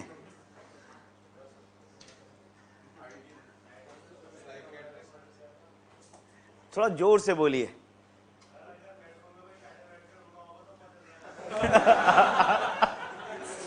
ओके, अगर मेट्रो में कोई रो रहा होगा तो इनको समझ में आएगा उसका इमोशन क्या है. अच्छा, ऐसा पॉसिबल है कि उसको किसी ने मारा हो इसलिए वो रो रहा है, या उसने किसी को मारा हो इसलिए वो रो रहा है? देन नहीं, आप इमोशंस नहीं समझ रहे हैं. इसका मतलब आप उसके एक्सटर्नल एक्सप्रेशन को समझ रहे हैं. Emotion that is internal, emotion that is internal, what he is feeling at that time and with what reasons he is feeling as he is connected. The same example I have given, maybe somebody killing the other person is very sad. Now, he could be sad with many of the reasons. He could be sad why I killed, and he could be sad it take a lot of time to kill him.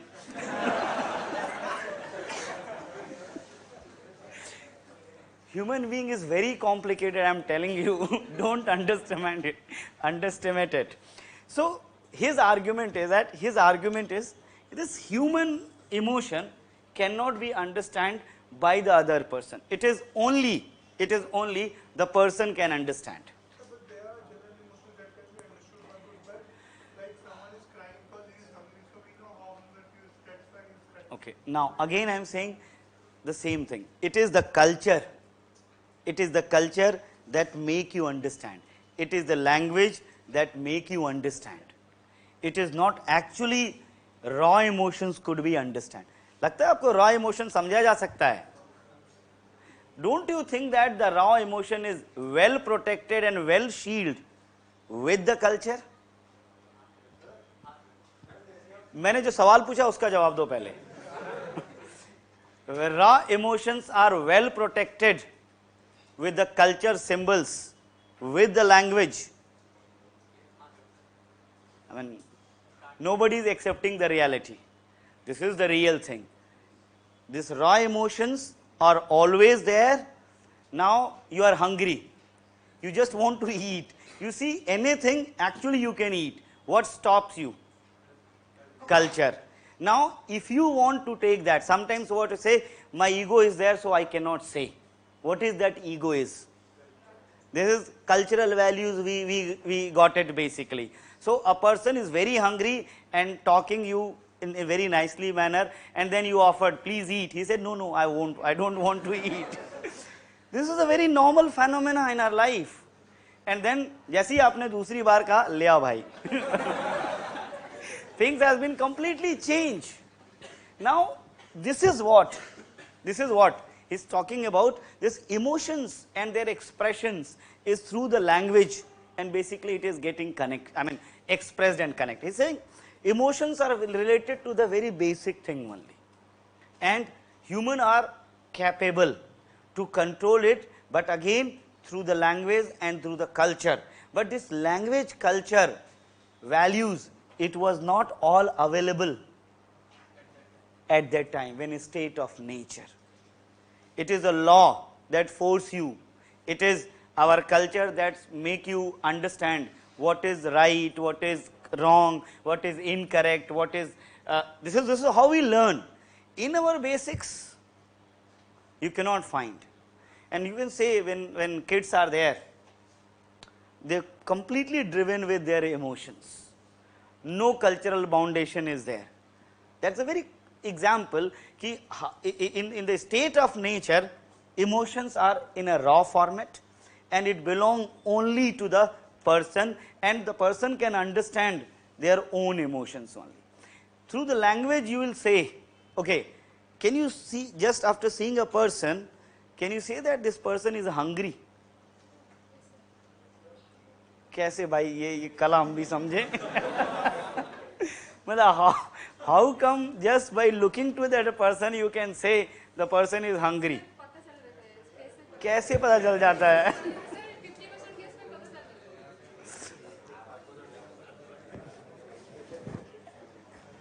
नहीं, मैं ऐसा नहीं कह रहा हूं कि वो 25 दिन का भूखा हो. I'm just talking about 1 or 2 day. 1 or 2 day.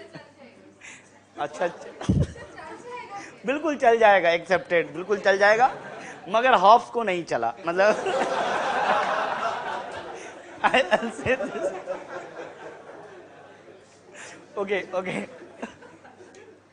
Okay, let's see here. So his argument was very clear. In a state of nature, human nature is bad. The meaning of bad is egoist, self-centered and self-interested. At the same time, he cannot understand the emotion of the other, and the basic premise is, I am using the word survival, tomorrow I will change this word survival. His argument is survival is something very different. This is not what we say alive. He never understood what is alive. Okay, if I will ask you to explain being alive in a scientific term, then how you will explain it? Again, zinda rehna, alive, it is a language, isn't it? Then what is the meaning of being alive in scientific ways? All the organs are functioning well, breathing. This is what. So tomorrow I'll use some other word for this one.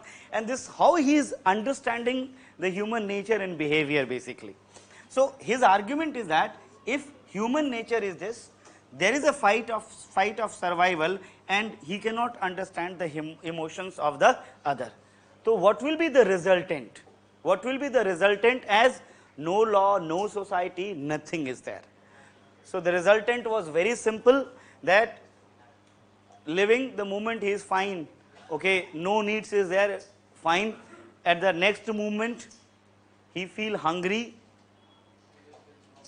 he'll go for anything. He can go for anything. So what Hobbes says that a state of nature is basically a condition of, I'm using the word war of everyone against everyone. War of everyone against everyone. How it come a war? He is not talking about in war in modern sense. He is talking about nobody is safe. Nobody is safe, because human nature is like this, human nature is like this, and even he cannot understand the emotions of the others. This was a very important point. Maybe he'll understand the emotions of the others, then maybe he'll think, okay, fine, chalta hai. But he was hungry, so he did this thing. But now he cannot understand the emotions of the other. So he says that it is because of that state of nature is something like war of everyone against everyone. He says few more words: brutal, nasty, and short. He is talking about the state of nature. The condition of the state of nature is brutal, nasty, and short.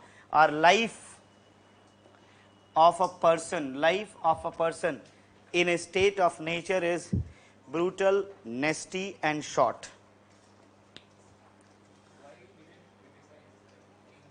What? Which thing?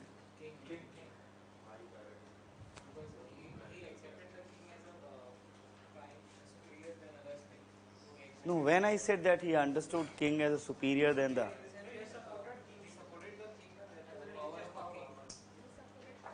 So, but we are not living in the era of king, na? He is explaining all these things as a pre-state activity. Okay, I guess there should not be confusion. What I said, this is what he is talking about when there was no state. That's why it is known as a state of nature. आप तो basic distinction ही भूल गए. Look, what he is trying to say here, कि okay, before the establishment of the state, king will come when the state will be there. So this is a condition of before formation of state, जिसको वो नाम देता है state of nature. He said it is a state of nature.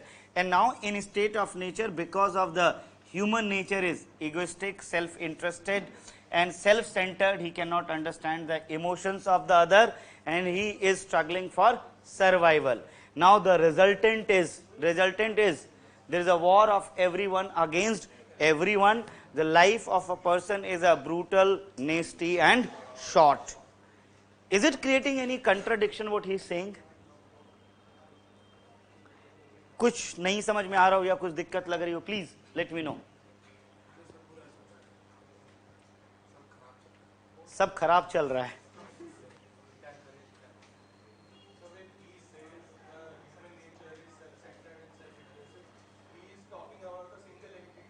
He is talking about every entity as a single individual. But then when we say self-centered and when there is a mother and child, and if she is even hungry for 25 days, like you say, she'll feed her child first, never feed herself. So you cannot say it is completely bad. Okay, again I said I use the modern language to explain what he was having, and that was the only appropriate language.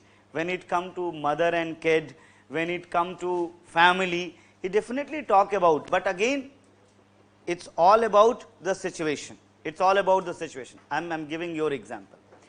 How come it could be happen, and what will be the limits of this? Limit of feeding kids. Don't you find that there are a lot of instances in this society only selling their kids? Okay, now, okay, this is the situation in modern era. There is a huge cultural baggage we all have. There is so much of Indian history writing about the values, family, and now this is happening. He is talking about at that time when there was no state. He is talking about when the initially human being was on this earth. But there is no cultural baggage on animals, sir. And we can see there are numerous examples. A mother is sacrificing her life for saving a child. I would say this one, there are examples of sacrifice life. Okay, I am not going in that one. Sacrifices of life for the country, for the family, for the unknown. I am not denying all these examples. But point is that from where it all has come. From where it all has come. Do you think that without culture these things could be there? Without moral principle or ethical principle, people will make sacrifices for their life. They need to be motivated. What is that motivation? The values what they have, it has to be instigated. Okay, the real word you said. It is a brainwashing. You need to convince, now please die for me. So this is what exactly when we talk about we are dying for the protection of this country. So why I'll die? So you need to convince me. Okay, you die and you will be immortal. But we never talk about why don't you become immortal? We never ask these questions, but this is what the reality. So his argument is that in such kind of conditions, human nature is bad, and the resultant is a state of nature, war, where the life is short, nasty and brutal. Yes. This idea of state of nature, was it first used by Hobbes himself or the other philosophers like Rousseau have also used But Rousseau, Locke, they all are after Hobbes. So he was the one who has organized this idea. Otherwise, state of nature is mentioned in the ancient Indian Dharma Shastras also. What we say, fish justice, Matsya Nyaya. This is the same thing basically. Sir, what are the comprises of the national rights in case of this Fox exploitation? What? What is the national rights exactly? So let me come to the natural right. Now let me come to the natural right. First, you understand human nature and the state of nature. If you are finding contradiction in your mind, so just make it clear. He is talking about 100 and 1000 years back, when there was no state, when there was no culture, when there was no morality, then when there was no ethical principle. Human was, if in modern sense, was in the transition of being human. I would say that it's more or less like a animal. It's more or less like a animal, and this is what he say it is there. Now here, as I was talking about, he has to establish, he has something in their mind. So he introduced two more concepts. He talked about natural rights and he talked about law of nature. He talked about natural right, he talked about law of nature. Definitely you can contradict his concept of natural right as well as law of nature. But that is why I am saying he was looking forward to something established. That is why he introduced these two concepts. When we talk about what is natural right, but again his explanation of the natural right is very interesting. He believes that the natural right is essentially associated with the power of the person. It is essentially associated with the power of person. More power, more rights. Less power, less right. Might is right. That is true. Look, there are a lot of sophisticated ways to implement such ideas because of the cultural evolution. But his argument is that the person who is considered to be powerful, he is having more rights than the others. He is having more right than the others. So he introduced the idea of natural right. He started saying, in state of nature, everyone has right. And at least he says everyone has one basic right, and that one basic right is survival, to defend himself, and in order to survive, even kill others. He rather than explaining it, what he can do for the survival, if I am using the word, even in state of nature, there was right to life. Article 21 of the Indian Constitution. Even in a state of nature, this right to life exists. Now, under the right to life, certain activity is banned, certain activities allowed. Now, it is a state of nature, and no limitation on right to life was there. No limitation on right to life was there, but he believed that there is a right to life. Now, rest of the rights except this right to life is completely dependent on power, and he believed that every individual in the state of right, in a state of nature, has right to life, has right to life. Now, then what is this law of nature. Now here he has been caught. I mean, he is not that logical explaining what is law of nature, and if even the law of nature is there, then the human nature is such, why they are following the law of nature. So he identified 19 laws. He identified 19 laws at that time. He identified 19 laws at that time.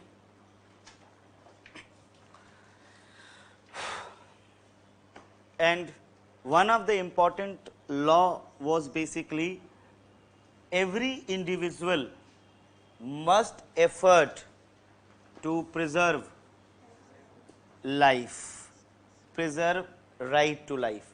And if right to life, इसी का extension है, if right to life could be preserved without the taking life of the others. Now, he recognized only one thing. He says that everyone have right to life, everyone has right to life. So, they all should be ready to do such efforts which will ensure right to life of everyone, because this is the only right we are having, and rest of the right is completely dependent on power. Fine. This the first law of nature is, first law of nature he is talking about everyone has right to defend his right to life, and everyone must look forward for the ways to establish a system where right to life of everyone could be saved, or without the taking the life of the other, without the taking the life of the other. Is it clear? Now here seems to be little bit contradiction, ki why he will understand this one, ki your right to life should be preserved. But again he has to establish a state, he has to given a power to someone, that is why he used the assumption of law of nature. I am not talking about it is a very much logical. He was simply saying this one, ki people will agree on this one, ki as I have, if but this question was a very valid question, ki what could be the minimum ground of consensus. Suppose we have a range of 15 rights, suppose person A said I need 10 rights, person B will say, you know, I have 10 rights, somewhere 15, 20, but what will be a common ground where everyone will agree ki okay, everyone should have one right? Which one? Right to life. This is logical one. The reason being is that right to life of everyone is a threatened. It means that you are surviving until and unless you don't get the bigger person than you or a more powerful person than you. So everyone want to survive, but he cannot say ki fine, today maybe person A is the most powerful and he says ki fine, no, I do not accept right to life of the others, but tomorrow his own life will be threatened because someone more powerful than him. Got my point? So that is why what he says ki on what right everyone will agree, on what right everyone will agree, and he established the idea everyone will get agree on minimum one right, that is right to life.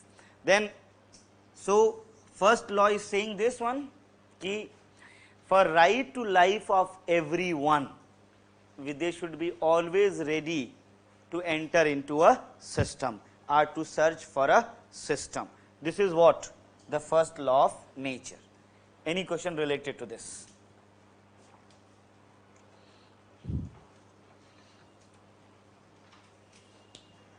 Okay. Then he says, if in order to preserve the right to life, if in order to preserve a right to life, if they enter into the agreement, if they enter into the agreement, they must follow the agreement. If they enter into the agreement, second one is they must follow the agreement.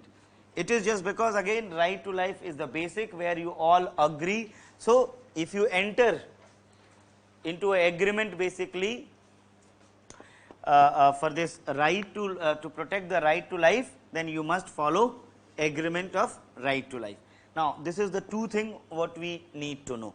There are 19 laws, that is not required. So, now here he set the ground, for social contracts, how people will come together and enter into the agreement. I guess this is what you can understand. Now, I am creating picture again, like in a state of nature, life of everyone was threatened. There was a war of everyone against each other. Why it was this? Because of the human nature. One right is common and acceptable to everyone, that was right to life. Rest of the right of the person dependent on the power. So, there cannot be unanimity about the rest of the power. It is not that maybe few will agree, few will not disagree, few will disagree. But the person who is agreeing, even he is threatened if the another powerful person come and ask for more power. So, technically, where the common ground could be created only on one right, that is right to life. So, now they all have decided that at least our right to life, or we could survive. They all come together and enter into a agreement, that is known as social contract. That is known as social contract.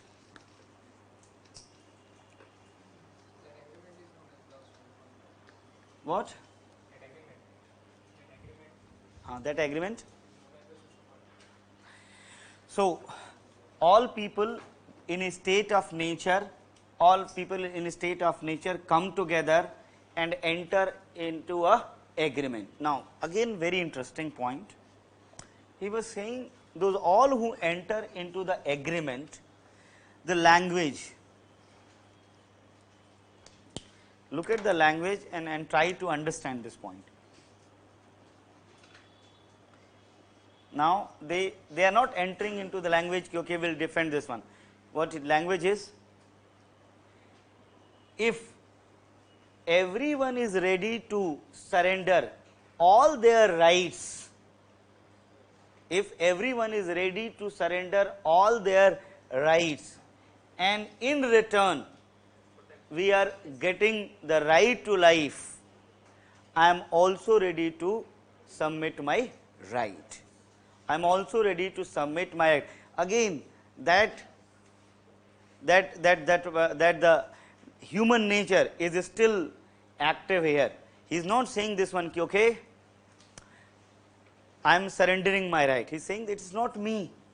Every one of this society is, and every one of those who are ready to enter into an agreement is ready to surrender their all rights, all natural rights, except one, that is right to life. Then even I am ready to surrender my right. I am ready to surrender my right. Now, because of this social contract,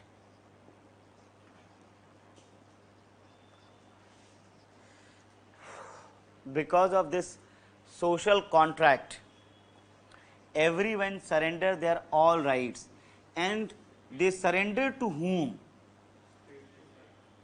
They surrender their all rights to whom? He said, we need one or many person. But he is saying, he used the, because again he is making story. So, he is saying that it is Leviathan. It is Leviathan. It is Leviathan to whom they all are surrendering their right. And what is the responsibility of the Leviathan? Aid protection. So, the only one right is available to them, and that right is? Now, my next question is that why not they negotiated with the Leviathan for more rights? Why not they negotiated to the Leviathan for the more rights? सोच लीजिए, अच्छे से बोलिए, it should be very logical. If we are may not have common rights, if we are may not have common rights, The first important thing that they might not agree on common rights which should be given to everyone. Maybe someone willing to include someone else, someone is willing. The only right where the common ground could be created, it is right to life. Now the second, the most important logic. human being is who is powerful, why he should come into contact? Now, simple, this agreement is not with the Leviathan. Leviathan is the outcome of the agreement. Agreement is among the people. Understand this point. The agreement, that's why I use the language. If this agreement is among the people and this agreement says, if you are ready to submit all your right except one, that is right to life, to the Leviathan, then even I am ready to submit my right. So here the agreement is among the people. So if it is among the people and they cannot come on consensus for more than one rights, then how can they negotiate for the more right? So I am just making one more argument here. Leviathan is a outcome. Leviathan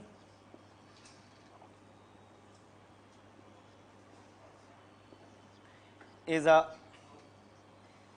outcome of contract. Leviathan is a outcome of contract. He is not part and parcel of the contract. It is people, it is people,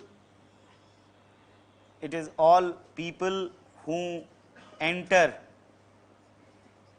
into agreement with each other, and submitted all of their rights to the Leviathan except one, right to life, except one, right to life. Any doubts?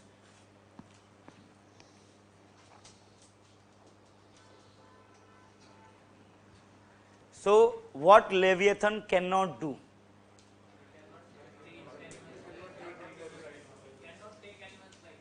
He cannot take anyone life.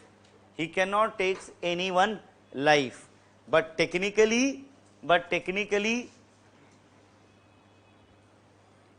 he can take or he can do anything to anyone except, but that effort must be justified for what? To save the life of the others. My point, understand this point. His argument is, look, this Leviathan is not part and parcel of the contract. We all come together and we have decided, look, this sea monster seems to be powerful, and let's transfer all our right to him except right to life. And it is not that communicated to the Leviathan, but Leviathan is knowing it well. He has been created just to protect the right to life. And if Leviathan is trying to take the life of the people, so there will be no point of entering into the state or continuing with the contract, to continue with the contract. So there is no such situation where the Leviathan will take the life of the people. Don't take it like this, if Leviathan will take, so they will change the Leviathan. No, this is not the idea. It's like Leviathan cannot be changed. Either you remain in the state of nature or you remain in the state. And state will be controlled and run by Leviathan, where one thing will be guaranteed, and that is right to life. Right to life. I guess you understand? He is the outcome of the contract. In a Hobbesian state, if I ask few more questions, in Hobbesian state, if I say it is an absolute state, is it correct? It is an absolute state. Yes? no other right available to anyone. If I say it is a, again in a similar way, totalitarian state, again it is true, because in Leviathan only one right is available against the king, that is right to life. Now see what he was looking forward. And उसके बाद उसने अचानक कहा कि look, our king is Leviathan. Our king is Leviathan. So technically we do not have right against our king, and the only duty of our king is to protect or maintain our right to life. This is how he was defending the power of the king. And now here the contradiction you will find out. He was also supporting the power of king. Royalists were also supporting the power of king. But the royalists were supporting the power of king on the line of,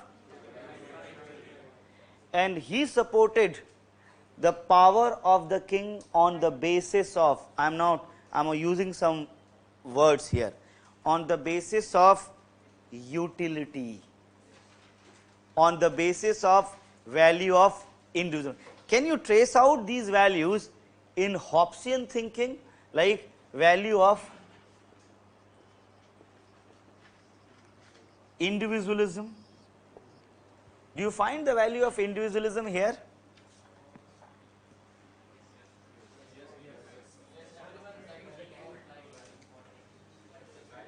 कैसे नहीं है? नहीं, आपके पीछे. हाँ, yes.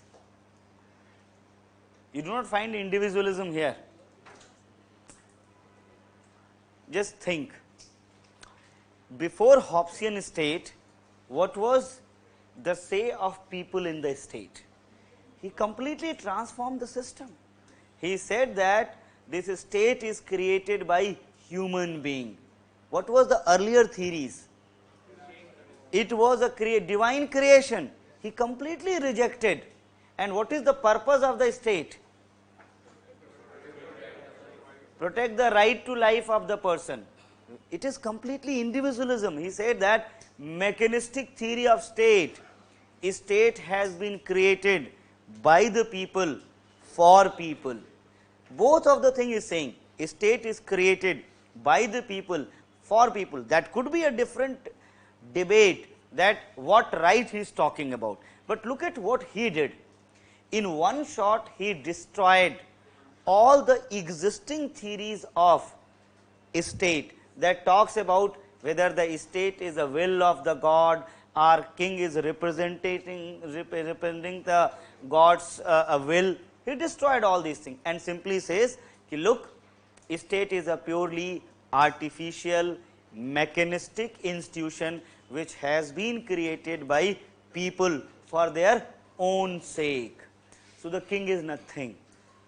Technically, king is nothing. It is we who accepted such type of rule of the king for our own interest, that we want to survive, and we cannot come on a conclusion of more than one rights. It is because of that we have created. So look at, in one shot, the status of king has gone. He remained merely a service provider. That was a radical thought of the time. But it was something like, you are talking about ki, okay, modern God, or God is like a shopkeeper, or it is something like we provide our wish list. We pay something in a different format, maybe in worship format, and he released what we demand. Just an idea. So it is maybe some religious people say it is a degradation of the God. What he did, that he completely destroyed the empire of the God, and made ki, okay, he is an abstract idea, to let him remain him as an abstract idea. No need to bring in the word of realities. He should not be the basis of anything what we do here, specifically related to the politics, rights, rules, regulation, laws. It should not be there the role of God. It was the greatest contribution of the Hobbes of the time. You know, the basic foundation of the modern state was established by him. What we say today about the state, this is established by, look, this story is there. But what values you can inherit from this constitution, from this story? The first important thing, as I said, state is not a natural institution. It is completely artificial institution. It is just like a machine. It has been created by people. It has been created for the welfare of the people. Welfare may be just one, right to survive. The king is nothing. King is the outcome of the will of the people. He has certain duties. The rights which has been provided to the king, it is the will of the people. So what? The modern state is talking about. Now from here, a lot of other commentaries written on the Hobbes, they narrated. So when we say he was one of the greatest thinker of the modern times who established all modern values of the political theory, that is correct. He was the one who talks about the values of individualism, that has taken the idea of the right. Look, the entire word except this first right, right to life. He was the one who make it the right to life belongs to us and it cannot be taken in any way. It is a contribution of Hobbes. So this is how Hobbes has established the modern state. I guess you all understand a brief what Hobbes was trying to say basically. And once the state has been formed, one more thing, if you can ask this, ki why he did not provided more power to the people, or why not, जब उसी को agreement कराना था तो दो चार और rights पे करा लेता. There is possibility that he might make consensus or more rights and he has to prove it logically, then why he did not? Then here role comes of his own experiences of the time, and he believed that these people, civil society cannot be ever create consensus or common rights. If they will try to do that, few will ask more after some times. So he believed they could be controlled only through the power. If they allow them, okay, demand, they will demand like anything. So it's better to control, and that is why he supported the power of king or Leviathan. Power of king or Leviathan. Anything else? Let me know. His whole idea is based on this storyline. So how can we see that it is based upon scientific inquiry or self-evident? This I say just one day, because tomorrow I'll explain ki why this survival is there, why this fight is there. This is all scientific explanations. This is all his inquiry about the human nature. He'll prove that the human nature what he's talking about is correct. He'll talk about that human nature what he's talking about correct. Look, again, it is not something like making some chemical. So definitely it cannot be like a chemistry, or it could not be like a biology. But he used the scientific inquiries. When we talk about scientific inquiries, what is, when we say political science, in what sense it is a science? Because it is based on logic, it is based on systematic studies. He will say the same thing, like you can question and he will answer. He will question and he establishes everything logically. When he talk about the natural rights, where he is illogical? When he is talking about the natural right is right to life, in what sense you can say it is everyone who got birth, it is not only the person, all creature, they all try to survive. When we say survival of the fittest and we consider it as a scientific theory of the evolution, the same thing is talking about. So that is why one right must be from here he is deducted, so he become logical. In that sense he is a scientific one.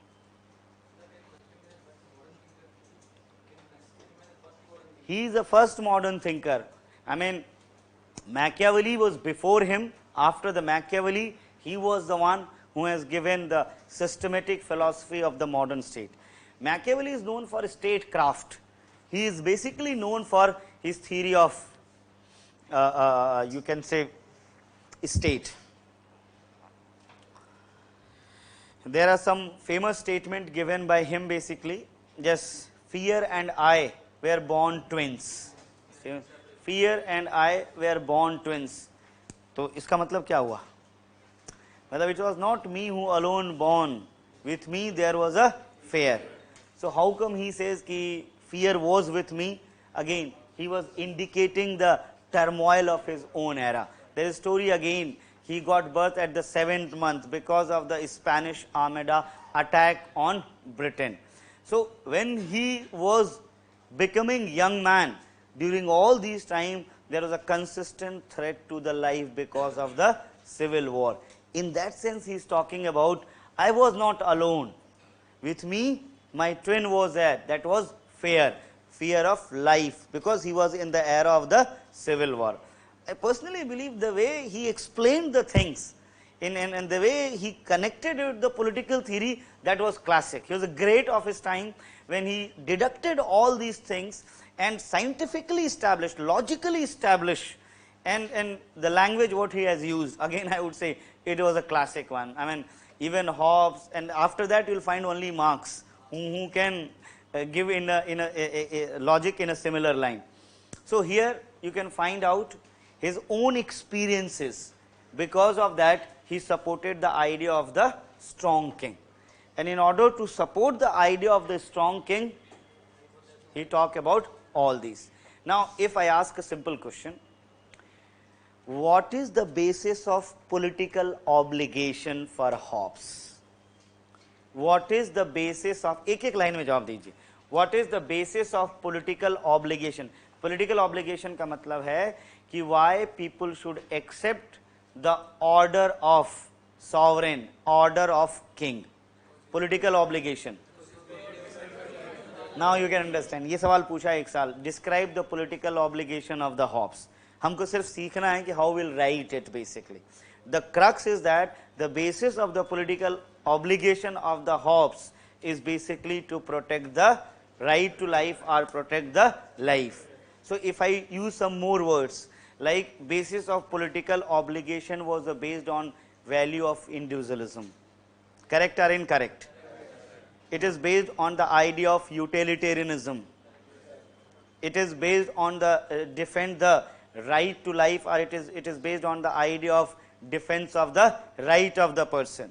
If I say कि states holds the use of force only to ensure the rights of the people, again it is a correct.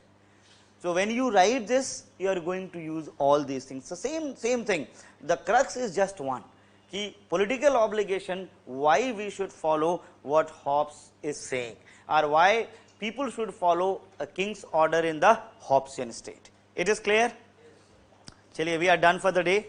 I'll continue tomorrow.